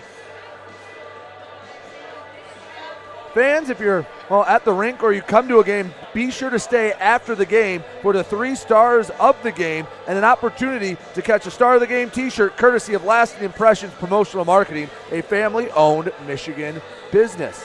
9:47 to go in the second period. Rockers on top 3-1. And they have been controlling the pace of play recently. They have been peppering. Kozlowski has been just mentioned. Already more shots in the second period than they had in the entirety of the first. Yeah, and again, it shows you've had 2 power plays. That's going to help you a lot. But again, not a lot 5-on-5 being helped out for Watertown. They got a great push on the PK by Mercutio, starting a little bit nothing out of something, right? Getting an opportunity to get a goal, but again, it's been a very labored game otherwise 5-on-5. Conway shot blocked, and Watertown works it up. Near side. Shot absorbed. Tomasi sent it on net, and Gonzalez, his first save in a minute, doesn't have any problem with it. And go back to something we talked about after the first period, right before the second started. The dam broke for Watertown. You felt like, all right, maybe they survived the surge from Motor City. Rockers came out and have taken it to the Wolves the first 10.5 minutes of the second frame. Well, I mean, yeah, Motor City's been taking advantage of their opportunities. They were doing that in the first period too. Watertown, though, was taking it in the first half of the second period to Motor City. They're the one with a shorthanded goal, which was all effort. Svinsoff racing down the far side, puts on the brakes, throws on net. Conway can't get a stick out to tip it. On the near boards, Koash rings it back around, battle for it behind the end line, slides all the way over. Sergeev sends it across the ice. Tomasi picks it up, banks it off the glass to neutral ice. Graspy. Gaudet couldn't settle it down, just able to stay onside using those long legs. Gaudet pinned to the boards, lost the puck. Tomasi comes to clean it up, sends over to Graspy. Rockers on the forecheck once again. Squirts out to Giuliano. Slides it across the boards. Delaney puts on the brakes, far side. Feeds one-timer saved by Kozlowski. An opportunity for Giuliano is denied by the netminder, Spencer Kozlowski. Again, do not blame Kozlowski for this game. He's been absolutely incredible. Again, he's been the Trevor Babin that we've normally had on our side, right? He's erasing mistakes right there. Perfect opportunity. Kozlowski gets right there, squares up the puck on a beautiful shot by Jules. But again, Kozlowski does what he's supposed to do, makes a good save, and freezes the puck. Clean win, shot off the draw, rebound, tipped wide of the net. Oh, Giuliano tried to get that stick out there to keep the rush alive. Now the Rockers will have to go to work on the forecheck to keep this pressure on. Slides behind the net. It is hit off of Giuliano up into the netting, and we'll get another draw. And a little stop-start the last minute or two. Yeah. Yep. I mean, nothing I can really comment on. I mean, it is what it is. Little, action, either freezing the puck or puck going out of play. Hopefully we get, some good solid minutes of just continuous hockey. It'd be great. Ice has been tilted to our right. Another clean win off the draw, this time Sneath that brings it in. Milam to the far side. King trying to bring it in along the boards. Slides it behind the net. Sneath battling. That is Pavlov trying to throw his body around. Gullo in there as well. Finally squirts out to the near side. And it's back to center ice, but Miguel Diaz sends to King. And, Motor City try to go back on attack. Ooh, flubbed a pass. That could have been dangerous if Seaman was just had a little more sight on the puck. That was almost a bad look for the Rockers. Yeah, just a little slight miscommunication, but they were able to recover, so no harm, no foul. In the corner, battle for it. Gullo back in the dirty area. Sneath there as well. See Godbow in there for Watertown. The Wolves come away with it up to the far side. Skating into the zone, Seaman. I believe that hit Gonzalez. Rebound pushed wide. Koash races after it along the near side. Koash had it poked off by Seaman. 7:10 to go, second period.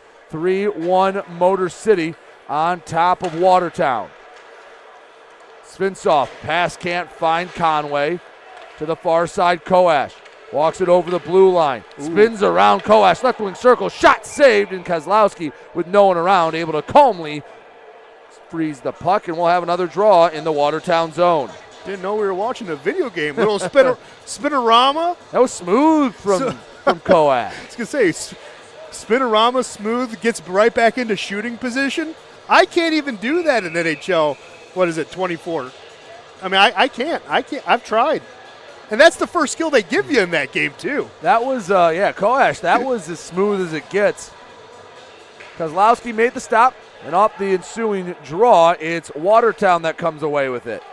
Long feed to no one in particular. Gonzalez has to play it. He will cover it up, and now we'll have a draw on the Motor City end.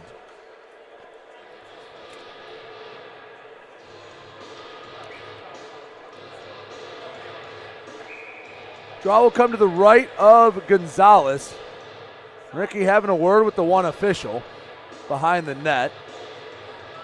Appears cordial. Giuliano draws against Mercurio. To the far side, Delaney comes away with it. Picked up in neutral ice. Vanderweel avoids the hit. Puck gets sent back. Gonzalez behind his own net. Off the glass. Knocked down by Vanderweel. Banks up to Delaney. Feed finds Giuliano. Backhand pass taken away by Watertown. Leeson into the Rocker zone only for a moment. Mercurio keeps it in. Drop pass Lord. Shot sticked away off the high glass by Ricky Gonzalez. Sauce pass to the near side. Too strong and too long for Delaney. Watertown has it in their own zone. Hemming nearly flubbed a pass. On the near side, Wells. He sends in deep, chasing after it, Trevor Lord. Up to Hemming. He'll walk it into the zone, near hash marks. Gives back Lord behind the end line. Rotundi got in front of a pass. He's coming away with it. 5:40 to go, second period. 3-1 Rockers on top.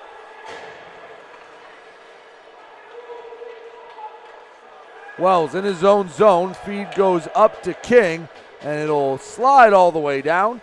And a little bit of up and down action as Lindbergh banks it off the near boards, racing after it. Rotundi, it's been in both zones, but no one's really been able to control play the last few minutes. No, it's just back and forth, even going 200 feet of space. It's until that hand pass. It was like pond hockey, right? You just go one end to the other, one end back, one end forth. You know, not really stopping if it's out of play, right? You just carry it back on through. That hand pass will bring the draw. See where they put it. It'll be in the neutral zone on the far dot, shaded Watertown's way.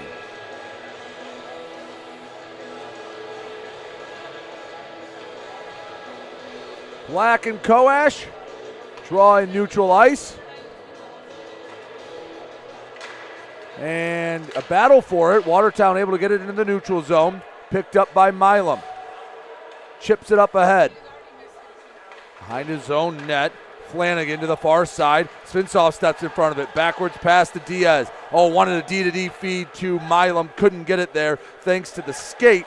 That looks like that was number 62, Carter Thornton. Black at the blue line. Banks it off the boards. Miguel Diaz dumps in deep. Rings all the way around. And it's picked up by Dabari. Far side. Watertown trying to work it up and out. Turnover and it scores! A bad turnover and a quick goal. Taking advantage of Watertown's mistake. Declan Conway buries it, and it's 4-1 Motor City. Just beautiful pass to the back post. Very simple, just a good feed, good look. Bad giveaway.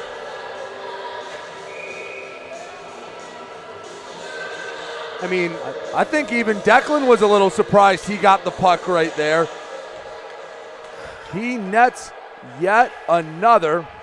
And for Conway, that's number 16 on the year, and the Rockers' lead grows 4-1. 4:15 to go in the second.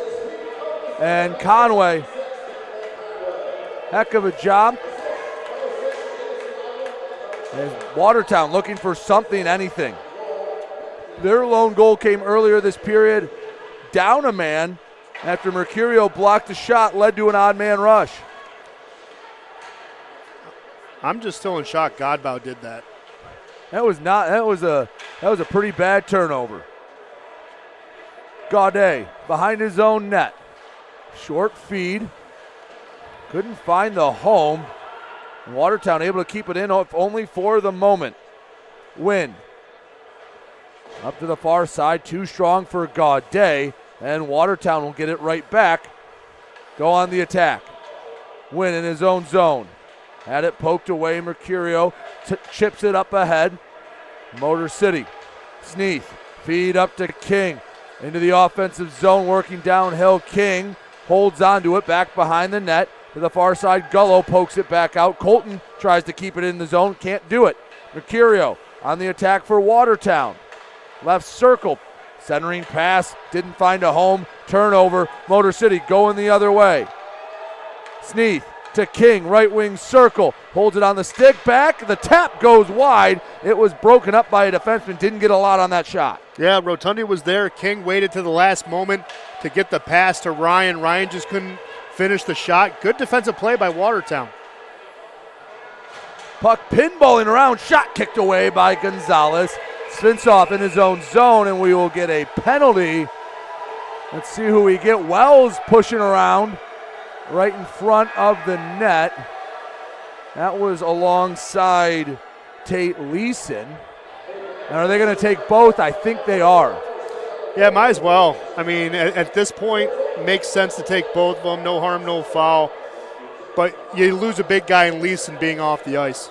2:35 to go in the second period. Leeson goes to the Kowalski meat locker. We go to the media timeout. Rockers lead it by 3. Ben, have to imagine the Rockers have even extended their lead in shots and what's going on around the Fed. Yeah, Rockers got a couple more, 17-9 here in the second period, 29-22 overall.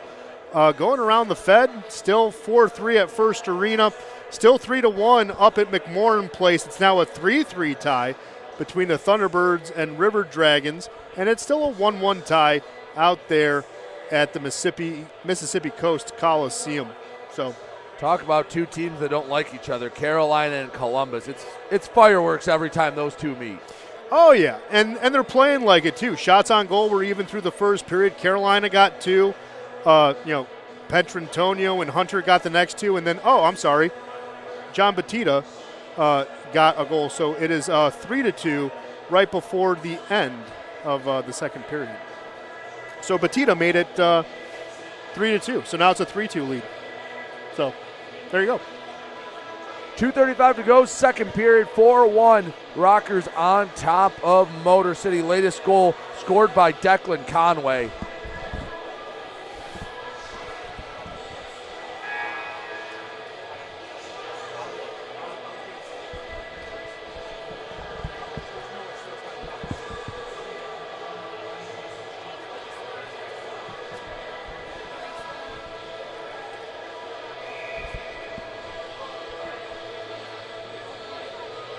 Draw comes in the Rockers' end to the right of Gonzalez. Comes to neutral ice. Sergeev picks it up for Watertown as we have a pair of minor penalties. Back to 4-on-4 hockey, getting deja vu. It was just about the same time left in the first when we went to 4-on-4. Yeah, but again, I think the open ice favors Watertown. They skate a little bit quicker. They take a little more chances. They actually are aggressive when there's more open ice. Saw it on the shorthanded goal when they were down a man. 4-on-4, they're actually pretty good. 30 seconds into the 4-on-4, and Watertown going to have to take some risk as we approach the end of the second period, down 3. Miguel Diaz turns it over, going the other way. Pavlov to the right side, putting on the brakes. Battle for it, and Thornton lost it. Puck sliding, no one able to pick it up. Svinsoff takes it over the red line into the offensive zone. Leaves back for Koash. Left wing circle, shot, and it's denied by Kozlowski. Watertown setting up. 60 seconds left to go till we're back to 5-a-side hockey. 90 seconds until we head to our second intermission. Up the right side of the ice, shots kicked aside again by Gonzalez. He's gotten in front of the puck, hasn't been asked to do anything spectacular outside of the one goal where he made the initial save. It was the rebound that got him. Ricky's having a pretty nice night. Ricky's having a great night. He's put together a good sequence of games when he's had the starts. He's getting competition against two of the best teams in the league. Ricky is the future of this franchise, so it's good that he's found his rhythm again and his level of confidence. Final 60 seconds to go in the second period. Still 20 seconds, so we're back to 5-on-5. Win, shot goes high and wide to the glove of Kozlowski. Rockers retain possession. Colton on the near boards, puts on the brakes. Feeds to Delaney, has it on the backhand, gives back to Vanderweel. Slap shot, didn't get all of it, goes wide. Down to 2 seconds on the 4-on-4. We're back to 5-on-5 for the final 33 seconds. Win, can't keep it in, but Wells does right out of the box. Bottom of the left wing circle, Wells shot, and it was on the wrong side of the net. Hit the post, but never really had a chance from a shallow angle. No, but like the aggressiveness, coming out of the sin bin, trying to get a scoring opportunity, like the aggressiveness by Tristan. 15 seconds to go until the second period. Horn, Leeson pushes it in deep, and Colton is going to get tagged with the penalty. They will give him an interference for getting Leeson to the ice, and Colton will spend the final 10 seconds of the second period and hopefully the first minute 50 of the third on or in the sin bin. Well, Tristan Wells and Tate Leeson, how they were going at it before when they both went to the box. Wells is being an agitator right now, just doing the little things, right? Like, just tapping in the ribs with the stick, not doing much. But, this game's starting to get fun. 10 seconds until we head to the second period. So the Rockers, I'll just get these 10 seconds off the board and regroup. If you're Watertown, this is a big power play chance to make the deficit manageable heading down the stretch in the third. Yeah, but they're under 20% with the man advantage. They are 7th in the league. So yes, this is a big opportunity, but even better, you get to regroup and draw up a play if you don't convert here in the next couple of seconds. Leeson to the far side, shot gets sticked wide, and we head to our second intermission, and Vanderweel is going to have words, and yep, it's getting fun all right. Told you. He sent Leeson to the ice, and Vanderweel, you can see from here, had a smirk on his face as the captain going at it.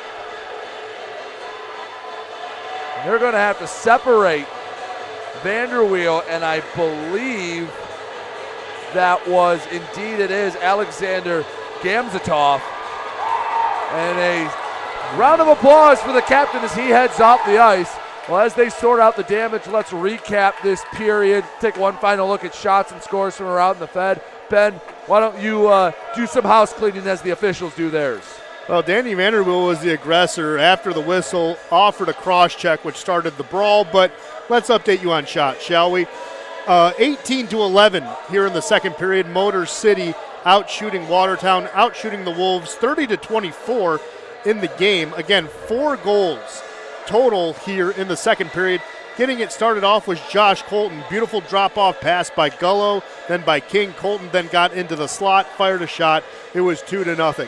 Then while Motor City was on the power play, beautiful play by Mike Mercurio, creating a turnover, racing the puck down the opposite way, firing it, and then following up that one was Tate Leeson for the shorthanded goal. It was 2-1.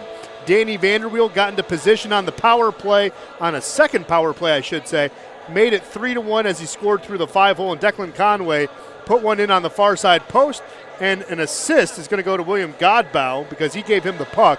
And that's how we got to 4-1. Still 4-3 over in First Arena. They are midway through the third period, getting the last 3 goals. Austin Thompson, Josh Fletcher, and Dakota Bond for Binghamton as they are just pouncing on the River Sharks. Now it is 4-1 in McMorran Place. 4 unanswered. Liam Freeborn, Connor Foley, Evan Foley, and Tucker Scantleberry, all the goal scorers for Port Huron. And then it's a 3-3 game down in the Columbus, Georgia Civic Center. And it is still a 1-1 game between Baton Rouge and Mississippi. And as we end the second period, we'll have another very special guest on, our own Corbin Simons. Corbin, thank you so much for making it up here. I knew you were in the rink, but I'm glad you could come up to the press box. Yeah, no, thank you for having me. This is this is a fun experience. I cannot wait to do this. My first time ever being in a booth to this There you type of go. capacity. So let's start it off simple. For people that might not be familiar, your role with the team and how you got here, your experience in your young career. Yeah, so basically if you guys watch the Backstage Pass on YouTube or anywhere where you can get your podcast, I am the host of said show. It's been a great time.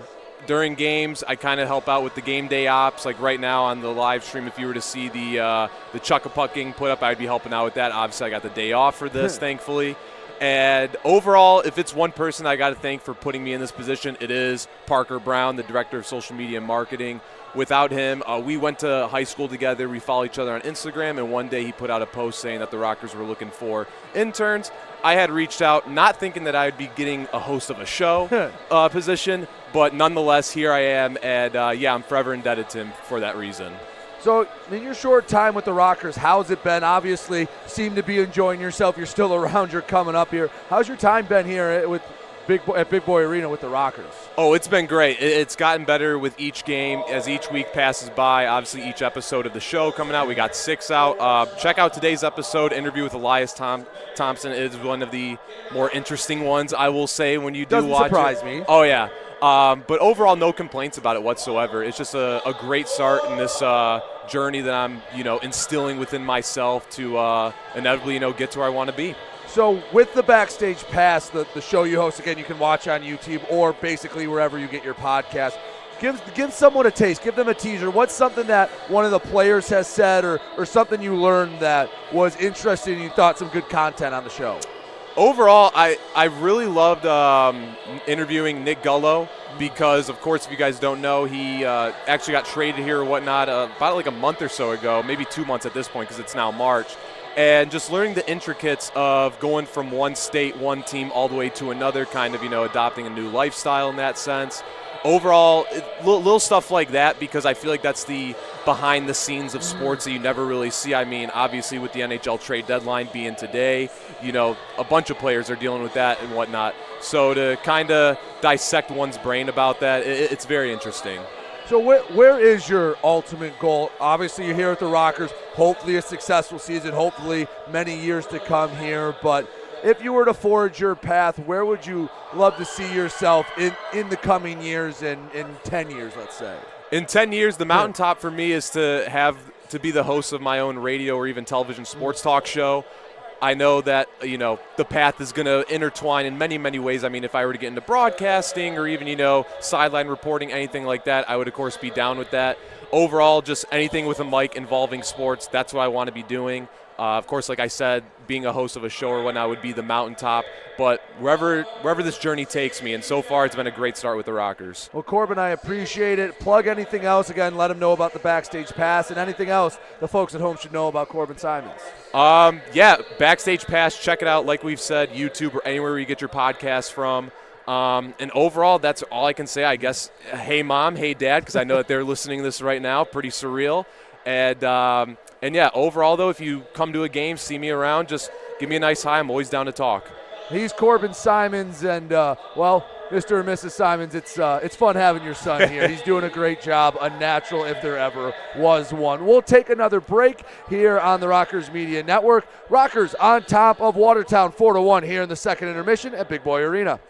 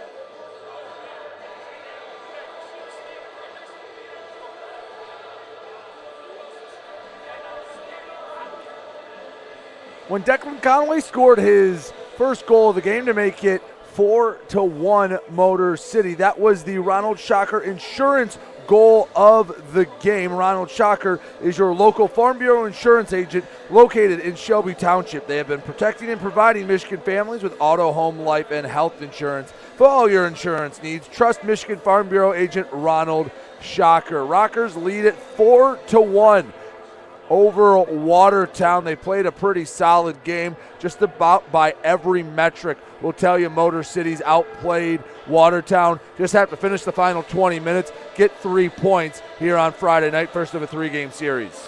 Yeah, but the thing that has been really interesting is the defensive lapse. Charlie Pence Jr. was a very reliable defender here in this league before he became a coach. And just the defensive lapses Watertown has had in this game alone are astonishing. It is absolutely astonishing. Guys are able to get into the middle, in between the hashes, getting close in on Spencer Kozlowski, and they're finishing. Kozlowski, if it wasn't for him, this game would easily be 8-1, 7-1. And the defense needs to get tighter. The defense needs to be playing better. But the other thing that is frustrating, because we talked about it in the pregame, Motor City can erase 6 points in one game. Watertown should be playing for their lives right now, and they're not doing that. They're just accepting their fate, and I don't get it. Like, why play the games at this point? Why? Like, you have shown no fight except for that shorthanded goal, and the reason why I say it, we've seen a defender back behind center ice while you have offensive possession. You are playing passive hockey when your life is on the line. I don't get it.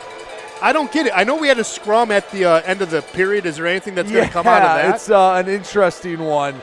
So Danny Vanderweel gets 2 minutes for roughing, and then Gamzatov, got 2 for roughing, and then Tate Leeson, he got 2 for diving. So we will start this period heads up. I believe, well, depending on how the officials want to do it, it'll be either 4-on-4 or potentially even 3-on-3. Well, I didn't think Leeson dove, but it explains why Danny was laughing the whole time. Yeah, official wasn't buying what he was selling, and it looks like it's going to be 4-on-4 as both sides getting ready for the third period. It'll be 1:50 on Josh Colton's penalty and 2 on everyone else's. So Motor City will get a very abbreviated 10-second power play in 1:50 when Colton comes out of the box. And that means they'll have to put 2 minutes up for at least one Wolf. That will go to Leeson.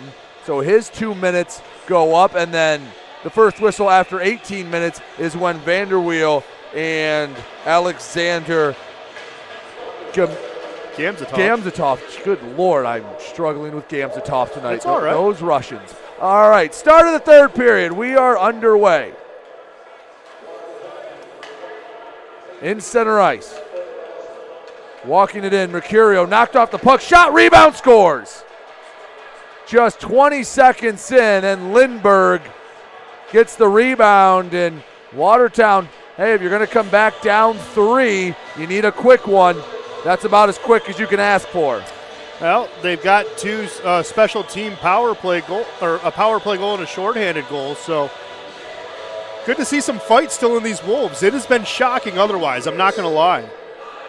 But you know who set up both of those goals? Mercurio. Yep. Number 94. Pure effort, pure speed. Stay 4-on-4 hockey.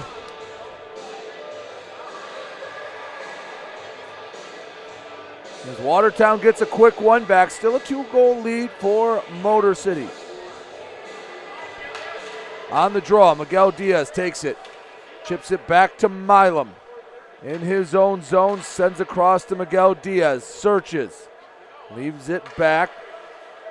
Milam takes it over his own blue line, leaves for Giuliano. Into the offensive zone, fakes the slap shot, walks in, shot right into the chest of Kozlowski. We get an offensive zone draw. 1:12 left to go on the Colton Minor. 1:22 left to go on the Leeson minor. 19:21 to go in the third period. 4-2 Rockers on top of Watertown. Koash from the near side. Can't win the draw. Lindbergh picks it up behind his own net. Far side bank pass controlled by Carter Thornton. At mid-ice, Wynn takes it away from Motor City, a clean pickpocket. On the near side, Wynn works around a defender. He's chasing after the puck. Graspy got there first. He's using his speed to neutralize. Wynn once again near the red line, knocks him off. 45 seconds till the Rockers return to 5 men on the ice. Pragmatic approach from Watertown, taking their time as they get the right 4 on the ice. On the near side, battling Svinsov and Graspy. It's sent over for Godbow. Feed up to the left side, Pavlov takes it into the corner. Wynn throws the body, puck pops up, and Wells over the red line. Now the blue dumps in deep. Chasing after it, Declan Flanagan for Watertown. Can't get it out of the zone. Shoveled back in by Milam. Shot right into the chest once again of Kozlowski. And that's actually a pretty well-timed whistle for Motor City. Colton just came out of the box, so they will get a 9-second power play, a Genesis Credit Union power play, right off the offensive zone draw. Yeah, perfect timing, right? It's all you could ask for. It's going to be a very abbreviated, short power play, but if you win the draw, anything can happen, and they got the guy who can do it. TJ Sneath would like Danny Vanderweel to do it, but he's in the box. Miguel Diaz, 5 seconds left to go on the short power play. King takes his time near the point, skates to the far boards, into the right wing circle. King centering feed. Milam wasn't ready for it. It's a turnover. Leeson, look out. Breakaway, Tate Leeson, forehand shot, saved by Gonzalez, but Leeson picks it right back up. Into the far corner, rung around the boards, near side. Miguel Diaz flips it out of the zone. Graspy, right back to Lord. Right wing circle, shot, and it's gloved off the ice by Ricky Gonzalez. We'll get a whistle, 17:34 to go in the third period. Well, it took 40 minutes to have Watertown show life, but they're doing it. Someone told them that, the game mattered, I guess, because it's nice to quite honestly, it's nice to see. 2.5 minutes in, they're getting offensive pushes. They're getting opportunities. Ricky's made some really good saves, especially on the breakaway. But good to see Watertown show up. The goal 20 seconds into the period breathed some life into the Wolves that came into the third frame down 3. And we're going to have a fight. Wells going at it with Seaman, and a lot more hugging than punching. Seaman's jerseyed. Wells trying to hit the uppercut, some right hooks. The uppercut, Wells going with the right. Seaman delivering a few blows. Both sides just throwing haymakers back and forth. They regain their balance, and I think that'll be it. Both sides threw a few bombs, both landed a few, and they'll each go to the box for 5 minutes, and they'll get a round of applause from this crowd at Big Boy Arena. I've never seen a fight end like that. Two guys, hugging, right, and then saying, hey, are you done? Yeah, I'm done. I've taken enough. And then they just went, all right, we're going to go in the box, enjoyed the dance. Both, I think, were fairly gassed by the end, so they'll get 5 minutes to rest up and recover in their respective penalty boxes. And another chance for Watertown, something that can be a shot in the arm, a spark plug for the Wolves. Well, now one of the linesmen is checking on the back attachment to make sure that Seaman can attach his uniform, because if not, there might be a penalty for that. He had no tie down, so he's ejected. It's insecured equipment. We had that last year. Yes, we did. Hey, there you go. And they're going to send Seaman off. That was Brandon Batens, by the way, who noticed that. I think the tie was that it was a pretty clean jersey, and they're telling Seaman to go. That was with some authority. I think how quickly Wells got the jersey over top of his head was the tell for the officials. Well, it should put Motor City back on the power play. Let's see the damage.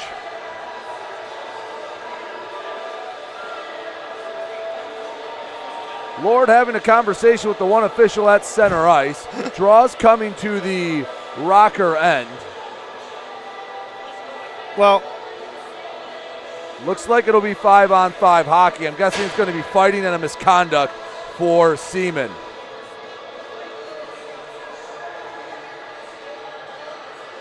I believe we are ready to go. 2.5 minutes into the third frame.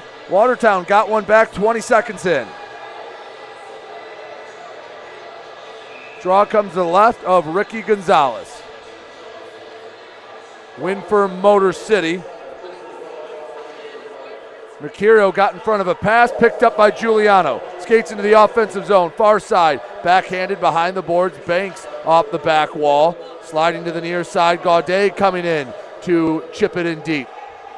Couple of big bodies out there, Gaudet, Wells couldn't keep it in the zone. Watertown on the other end, Lord, left wing circle, shot snagged out of the air by Gonzalez. Flashing the leather and keeping it a 2-goal game. beautiful look and stare down there by Ricky.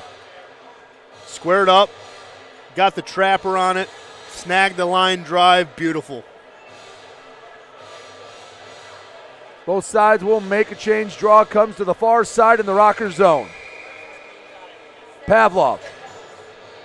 He'll take on Koash. Koash with the clean win to Colton. Backhands it off the far wall. It's Rotundi. Flips up. Rockers in the neutral zone. Conway banks it off the boards. Chasing after his own dump in. Kozlowski plays it. Koash back behind the end line as Pavlov picks it up. Leaves off for Hemming. Again, the forecheck from Motor City. It's been there all night. Hemming comes away with it. Surveys the scene. Rink wide pass. It's the backhand to Dabari. Shot. Doesn't make it to Gonzalez. Rotundi sends it in between the blue lines. Svinsov trying to poke at it. Wolves back in their own end. Pavlov to the near side. One-touch feed ends up on the stick of Dabari. He can't make it through a triangle of Rockers, and Miguel Diaz gets the turnover. Yeah, just couldn't get the clear, though. It's going to be another good opportunity if Watertown can get something out of it. Couldn't keep it in the zone. Wolves have to touch up. Gonzalez grabs it behind the own net. Conway to the near side.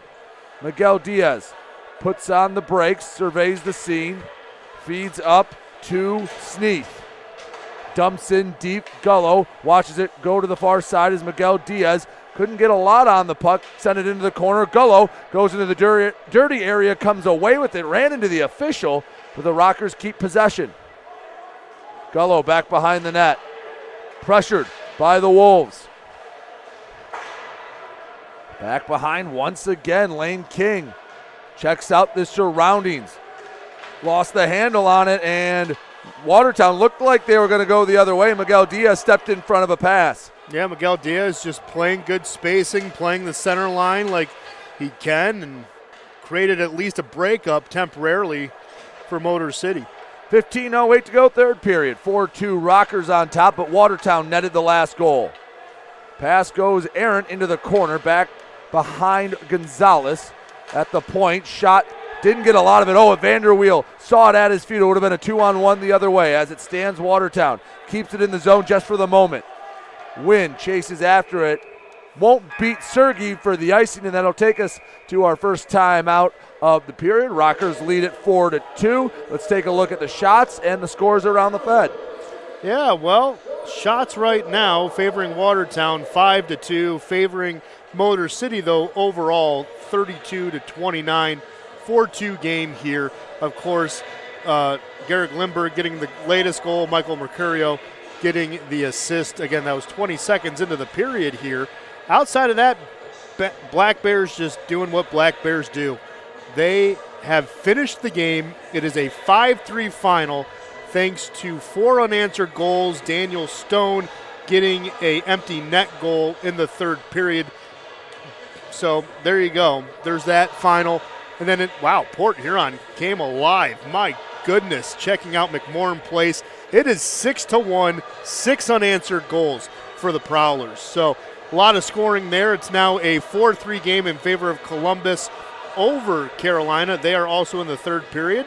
And it is still 1-1 between Mississippi and Red Stick. Find out after the game who the 3 stars of the game will be with Lasting Impressions Promotional Marketing. They are the official merchandise supporter of your Motor City Rockers. Lasting Impression Promotional Marketing is the official merchandise provider of the Motor City Rockers. This family-owned business is conveniently located in Canton, Michigan. Looking for corporate branding with excellent value at an economical price? Check out Lasting Impressions at liteam.com. That's liteam.com, a proud partner of your Motor City Rockers.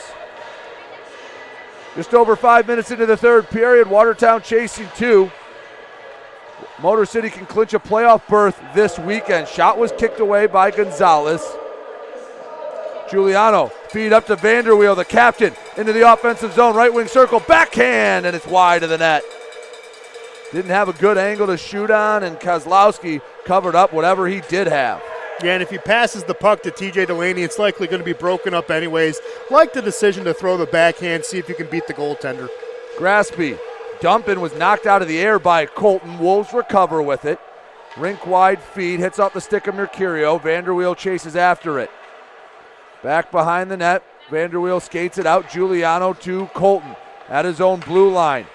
Spins around back to Wynn. Returns to Colton. Has it on the stick, bank pass right to the backhand of Conway. He puts on the afterburners, takes it in the zone, poked in deep.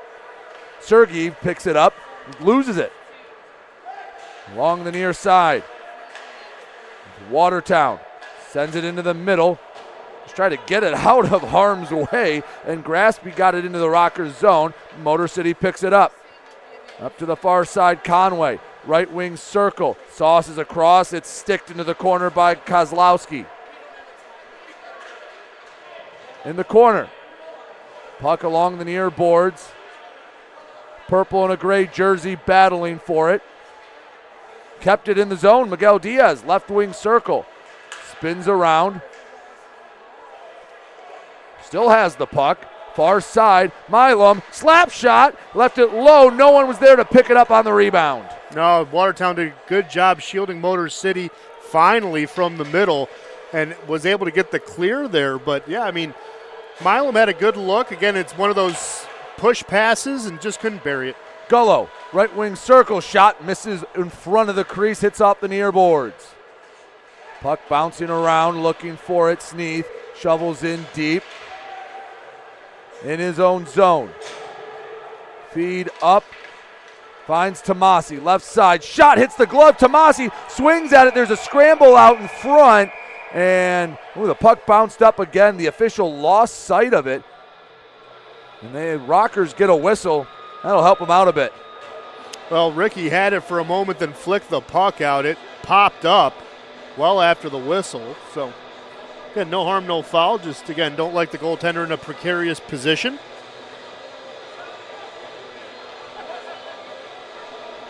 Offensive zone draw goes on the far dot. Tied up, sent to the near side. Gullo chases after it in his own zone to the center of the ice. Sneath kicked it to his stick. Right wing circle, shot hits off the blocker of Kozlowski. Rockers pick up the rebound. Gullo leaves back for King in the corner, dissects the defense, and his pass is knocked away. To the far side, Sneath races after it. Sets it down right in front of him, and again, Watertown getting in front. Gullo getting involved, and he's going to take a penalty. Tomasi dropped the glove. He's throwing haymakers on Gullo. Gullo's not fighting back. Why should he? He's wearing a bubble. He's not getting hit in the face. And he goes down to the ice, and we'll see how this sorts out. Gullo's definitely going to the box. Have to imagine 2 for roughing, but did Watertown just cost themselves an opportunity at a power play? Well, Tomasi's done. Gullo checking to make sure the stitches weren't busted back open. The helmet did pop off eventually, but Again, why are you trying to punch a guy with a bubble? Well, and here's the thing. Motor City was about to gift you a power play. That was away from the play, and Gullo took the penalty and would have been a prime opportunity for Watertown to cut it back within one. Instead, Tomasi takes a penalty. Now the question is, are they going to put anything on the clock, or is it just going to be a misconduct? No, it should be 5 for fighting and then a misconduct, so there has to be stuff on there. Because you have the fighting that offsets one another, and then you have the misconduct. I don't know if they'll get Gullo for fighting. He didn't throw a punch back. No. I'm just saying that's what I would understand it to be. I have been wrong in the past. I'll probably be wrong now.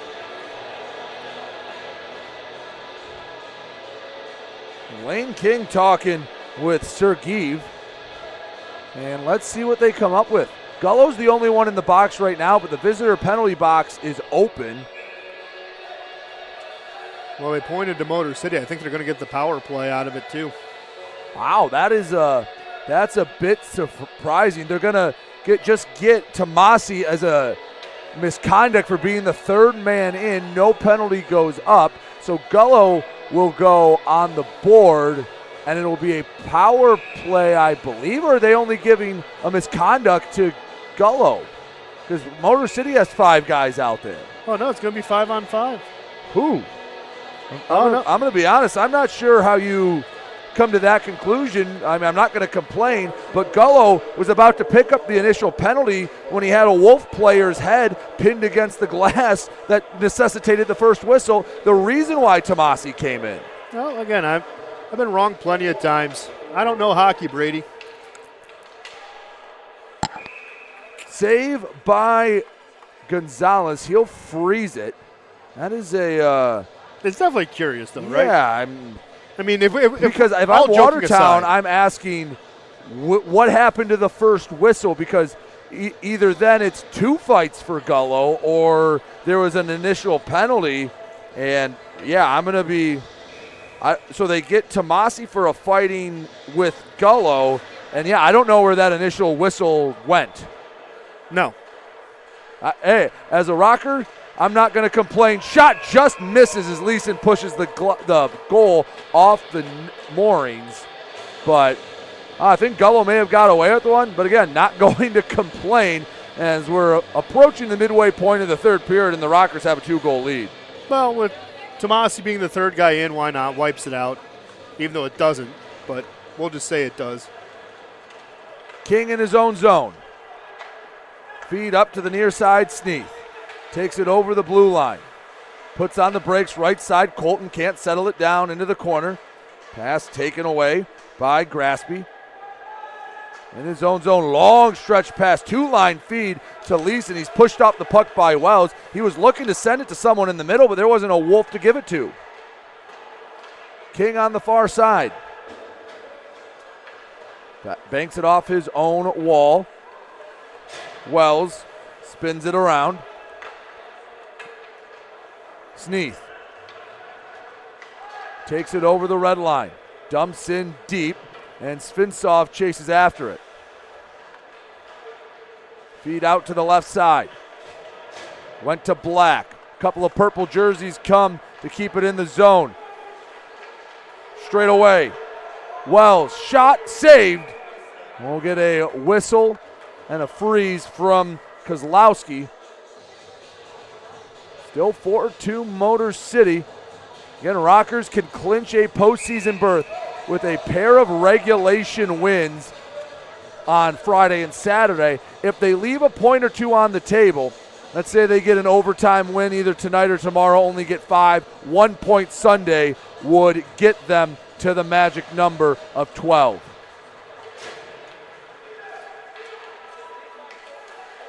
Watertown off the draw, Jabari, far side, shot hits off the backboards, rings to the near side. Black keeps it in the zone. I think the Wolves wanted a hold. They might have had a case there. Oh, no, they had a case for it. Banks off the back wall, and it goes right to the pad of Gonzalez. He'll freeze. We'll get another whistle with 10:04 to go in the third. I mean, yeah, the entire game has not gone Watertown's way, but, yeah, I mean, there's there's been things that have been missed, and there was a hold there. Motor City got away with one. We're going to take, the early Easter gift. But, yeah, I mean, it is what it is. It's happened. Got 2 gifts because, again, Gullo should have probably gotten a penalty. So there you go. Shot off the faceoff, saved into the corner. Into center ice, Delaney works around one Wolf, can't get around the second. Pavlov stopped him. Watertown has it in their own zone. Over the center ice logo, feed to the left side, just onside, shot punched away into the corner. Graspy gives it to the near side, Sergeev, shot, doesn't make it through traffic. Gaudet, backhands to Delaney, feed for Giuliano is off the mark, and Sergeev will pick it up in his own zone. Yeah, it wasn't going to be icing. Both guys were near the puck, so they waved it off. Pavlov around the boards to the near side. Digging it out, skips to the far side. Milam, the official. He's been in harm's way a few times. Luckily, doesn't lead to anything for Motor City. You mean an official can be out of position? Wait a second. That's a thing? Sarah, is that a thing? Okay. Nick Miguel Diaz in his own zone. Taking his time. Hard feed, didn't go very far to Sneath. Up to the near side to King. Backhand out in front, and it's poked away. Another great opportunity by the wayside. A couple of Wolves are down. Well, Kozlowski got run into by his own man. It was friendly fire because if there wasn't that effort, that's a goal. No, I mean, Lindbergh was doing it's incidental, right? Lindbergh doing everything he can to make sure that that's not going to be a goal. Accidentally runs into Kozlowski, but, yeah, that's definitely friendly fire. 8:45 to go in the third period. We'll go to another media timeout. Ben, let's take a look at the shots on goal and what's going on around the league. Well, really quickly, it seems like everyone's okay, so Ash is going to go back to the bench. But, yeah, shots on goal. It's favoring Watertown here midway through the third, 9-6. Motor City overall leading 36-33. Again, 4-2 here. You guys know that. And Blue Ridge got a goal back, so it's 6-2. In favor of Port Huron at McMorran Place. It's a 4-4 game between Carolina and Columbus down in Columbus, and it's still a 1-1 game between the Zydeco and the Seawolves. So, yeah, I mean, Carolina got a goal back. That was Dawson Baker tying it up at 4-4 at the 4:47 mark in the third period. But, yeah, Blue Ridge got one back as well, and that's what's going on around the league, Brady. Actually, no, I'm sorry. It's now a final, 6-2 final at McMorran Place. So there you go. Well, Port Huron, just like everyone else, trying to jockey for playoff position. They're in an interesting spot where they're not being challenged by Mississippi, and Carolina's a bit far away. They're just trying to hold down the 3 spot. Motor City right now trying to hold off Danbury. The the Hat Tricks are just 6 points back coming into the weekend. However, Hat Tricks off tonight. They'll be back in action tomorrow against Binghamton. Yeah, and that's why Binghamton was down early, and it was big for that reason. But again, Binghamton doing Binghamton things. The Black Bears like to hunt. They've been hunting all season long. They're going to be a tough out in the playoffs. It's going to be interesting to see what they do. Watertown trying to work their way back into a playoff spot. They trail by 2, and an offside call neutralizes the rush for Watertown. And that's the good news if you're a Watertown fan, right? Elmira lost. So, I mean, granted, you would like to get a win here, but it still keeps you within shooting distance between Elmira. They're 7 points back of Elmira. A really good weekend away from catching the River Sharks. Have some work here if they want to gain any ground tonight. Colton in his own zone. He's back to the near side. To the right side, Sneath. Couldn't knock it down. Would have been a high stick if he did. King searches, feeds to the middle. Vanderweel lifts it up and goes all the way back down to the Rockers zone. 8 minutes left to go, third period. Rockers lead 4-2. Wolves have the lone goal of the period, just 20 seconds in. Tabari lost it left side into the corner. Koash spins away. He will pick it up behind his own net. To the far side, Colton. Banks it, or no, gives it to Svintsov. He was hiding from that low angle. Tough to see down there. Svintsov into the offensive zone across. Koas shot denied by Kozlowski. Man, Spencer's been having a great game tonight. He's made some big saves. He's certainly a big reason why Motor City hasn't run away with this one. Shot from Lindbergh. That puck was just sitting on the right wing circle, and it's frozen by Gonzalez. Ricky hasn't made any super spectacular saves, but for the most part, he's done what's been asked of him. No, that's just it. I mean, he's done exactly that. He's done what's asked of him. Only let in that, one on the shorthand that he really couldn't stop. Other than that, he's been having a good night. He's putting together a series of games. He has the confidence back. He's playing like it, playing with his chest puffed out. Ricky's having a pretty good series of games in his last 4. 32 saves right now for the netminder in purple. Dumped in, Gaudet chases after, gets chipped by him. At the blue line, the Watertown blue line gets sent back in, far corner, Delaney fighting for it. Backhanded into the corner. Gaudet gives back up to the blue line. Wells can't keep it in. Rotundi has to go across the ice to pick it up. Flips it across all 3 lines, but Watertown grabs it. Godbout searches behind his own net. Spins around, leaves for Sergey. Feed to the blue line. King takes it away. Knocked off by Pavlov. Sergeyev takes it over into the Rocker zone. 6:25 to go, third period, 4-2. Rockers on top of Motor City. Ryan Rotundi banks it off the back wall, all the way around to Lane King. He searches, rink-wide feed, catches Vanderweel in stride to the left wing circle. Gives back, Sneath, feed out in front, didn't have a home. I don't think Vanderweel was ready for it. No, Lindbergh tied him up. That's just a good play there by Watertown's defense, finally stopping a player from getting in between the hashes. Good play by Lindbergh. Watertown, it was a good defensive play. They're going to need to generate some offense as time's running out. Motor City, they're going to get 3 points to start a 3-game weekend. Again, Watertown tomorrow night, and then Sunday, Blue Ridge comes down. Watertown goes up to Port Huron, and they'll play a 3-game set. So a different opponent to finish out the weekend. Dumped in, and Nick Miguel Diaz picks it up as Watertown makes the change. Milam in his own zone, across to Svintsov. Takes it over the logo, then the blue line. Can't work around a swarm of Wolves, as there was 3 there and 1 more coming down. I know Pavel's got some nice hands. That would have been just about miraculous if he made it through. Well, we had a magic man named Pavel here a couple of years ago. It would have been pulling a rabbit out of a hat, literally, if Pavel could have done that. Final 5 minutes in this one. 4-2. Motor City leads Watertown. Delaney over the red line. Sends it in deep. Now got a change behind him.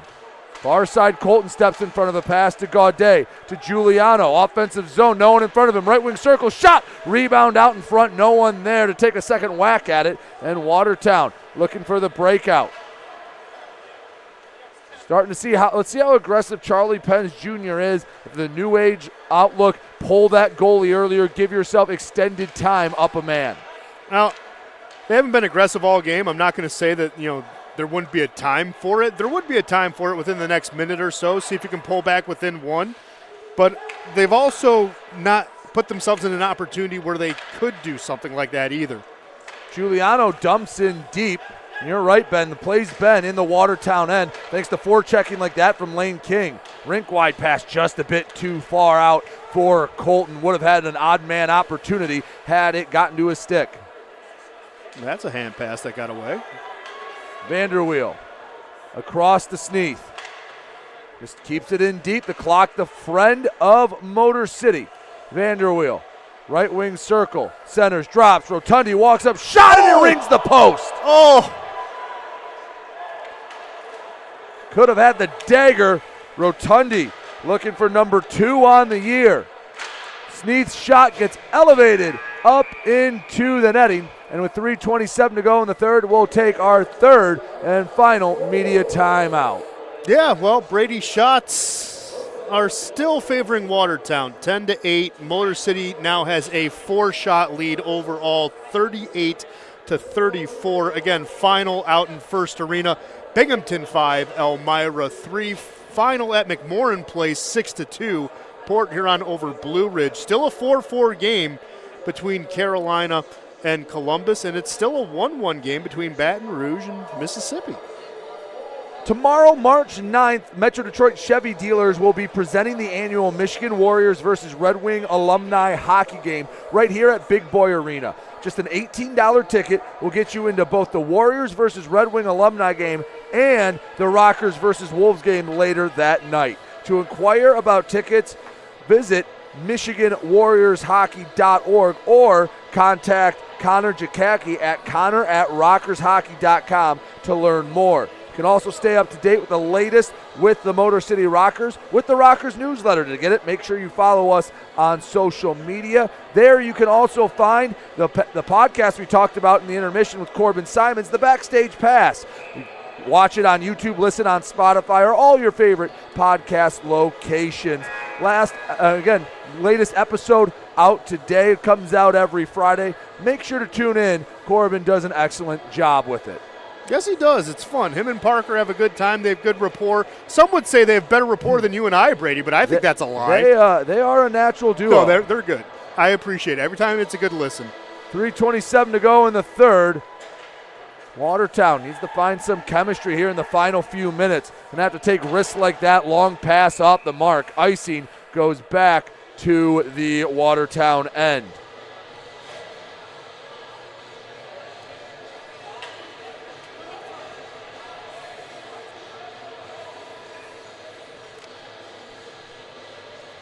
Motor City looking for 3 points. Be their third straight game picking up 3.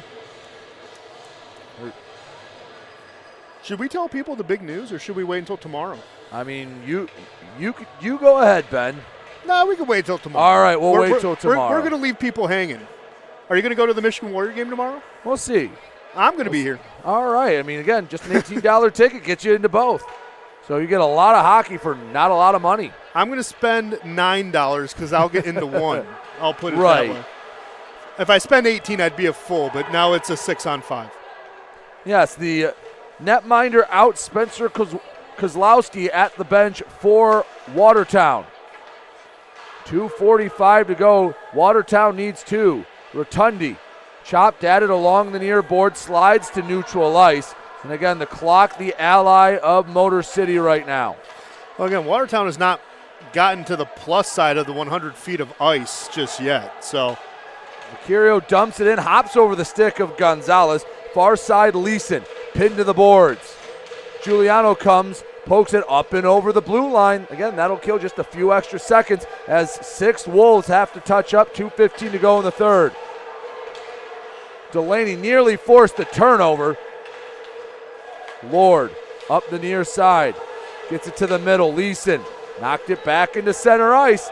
Motor City doing a great job not allowing Watertown to set anything up. Giuliano backhands it. Gaudet took a swipe at it. Neither got much or any of it. Far side, Trevor Lord. Backhand gloved out of the air. And Gonzalez puts up another save. Final 2 minutes as the Rockers looking to close out what would be a coast-to-coast win. Yeah, led all the way through. Again, still very surprising. Watertown did not come out playing like it was their last game of the season. Even 6-on-5 here, they're not being uber aggressive. There's going to be a timeout called here by Charlie Pence Jr., but that's what I think I'm the most disappointed in and baffled by. These two teams have played each other relatively close the entire season. I thought we were going to get this close battle. The score shows that it's a close battle. If you've been watching the whole time, it has not been close. It has not been close at all. Well, Motor City trying to win their 4th straight over Watertown. As the Wolves, again, are 7 points out of the Empire Division playoffs for the 4 seed and Elmira. The Rockers hold on to win tonight. On our next Tuesday from 5 to 9 p.m., fans with the Fan Saves offer on their phone can get a draft beer upgrade, 20 ounces of beer for the price of 16. This will be supported at every home game via Fan Saves. So just go to the bar at the end of the arena. You can get a little extra beer for a little less money. Yeah, not bad. It's a good deal. Get to celebrate a win, pay for a 16-ounce, you get a 20-ounce. It's awesome. Just celebrate responsibly. That's all we ask. Kozlowski's still out of the net. Miguel Diaz takes it off the draw. Back behind the net, Thornton has it. It's set the length of the ice. It'll hop just wide of the net. And icing the call will come all the way back down to the Rockers' end.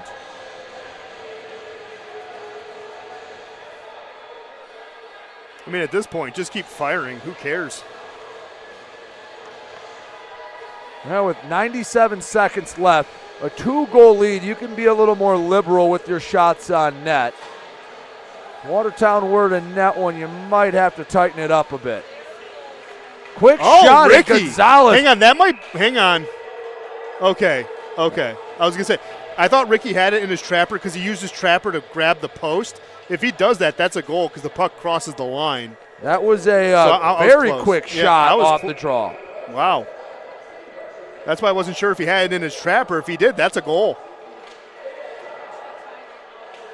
Off the draw, Motor City has it, sends it to neutral ice. Watertown will have to check the tag up as Flanagan turned it over. Near side, Flanagan gets it back, 1:17 to go in the third. Banks it off the far side, Lord touches as Miguel Diaz brings it in deep. Squirts out, Lord backhand. Miguel Diaz got in front of it. Oh, excuse me, that was Sneath that put his body on the line. Shot gets deflected at the Rocker blue line, but we're in the final minute of play. And Watertown, it's getting to be now or never time for this one. Graspy, feed up. Leeson had it poked off, picked up by Dabari. Back behind the net. It's ringed around the boards, and it'll slide all the way down with no icing. That's an effective way to kill time. 33 seconds left to go in the third period. Milam swiping at it. They keep it to the boards. That's all right with the Rockers. Squirts out to the far circle. Milam just takes a kick at it. Picked up, shot from a shallow angle. Saved by Gonzalez on the back wall. Final 12 seconds. Backhanded to the near side. Picked up by Lindbergh. Shot goes up and over. It was punched up by Gonzalez. Final 5 seconds. And Motor City will come away on Friday night with a 4-2 win. Pick up 3 points, reduce the magic number to 6, and a chance to clinch the playoffs tomorrow. Well, it's 3 points, but it's really 6. Motor City led the whole way, dictated the pace, really caught Watertown flat-footed. Again, I'm shocked by that. But, hey, a win's a win. I'm not going to apologize for taking 6. And Motor City never trailed in this one, took the lead, gave up a shorthanded goal, gave up a goal to start the third period. But the defense overall played pretty well, did not give up one on 5-on-5 hockey. No, and the best part was, Motor City really took advantage of the passiveness of the Wolves. The Wolves were playing in a shell for 40 minutes. Again, why? I don't know. I'm not Charlie Pence Jr. and I'm not going to pretend to be. But Motor City took advantage of it. Again, credit Spencer Kozlowski. Had a heck of a game. There's a reason why the scoreboard says 4-2. Spencer Kozlowski had an excellent game today.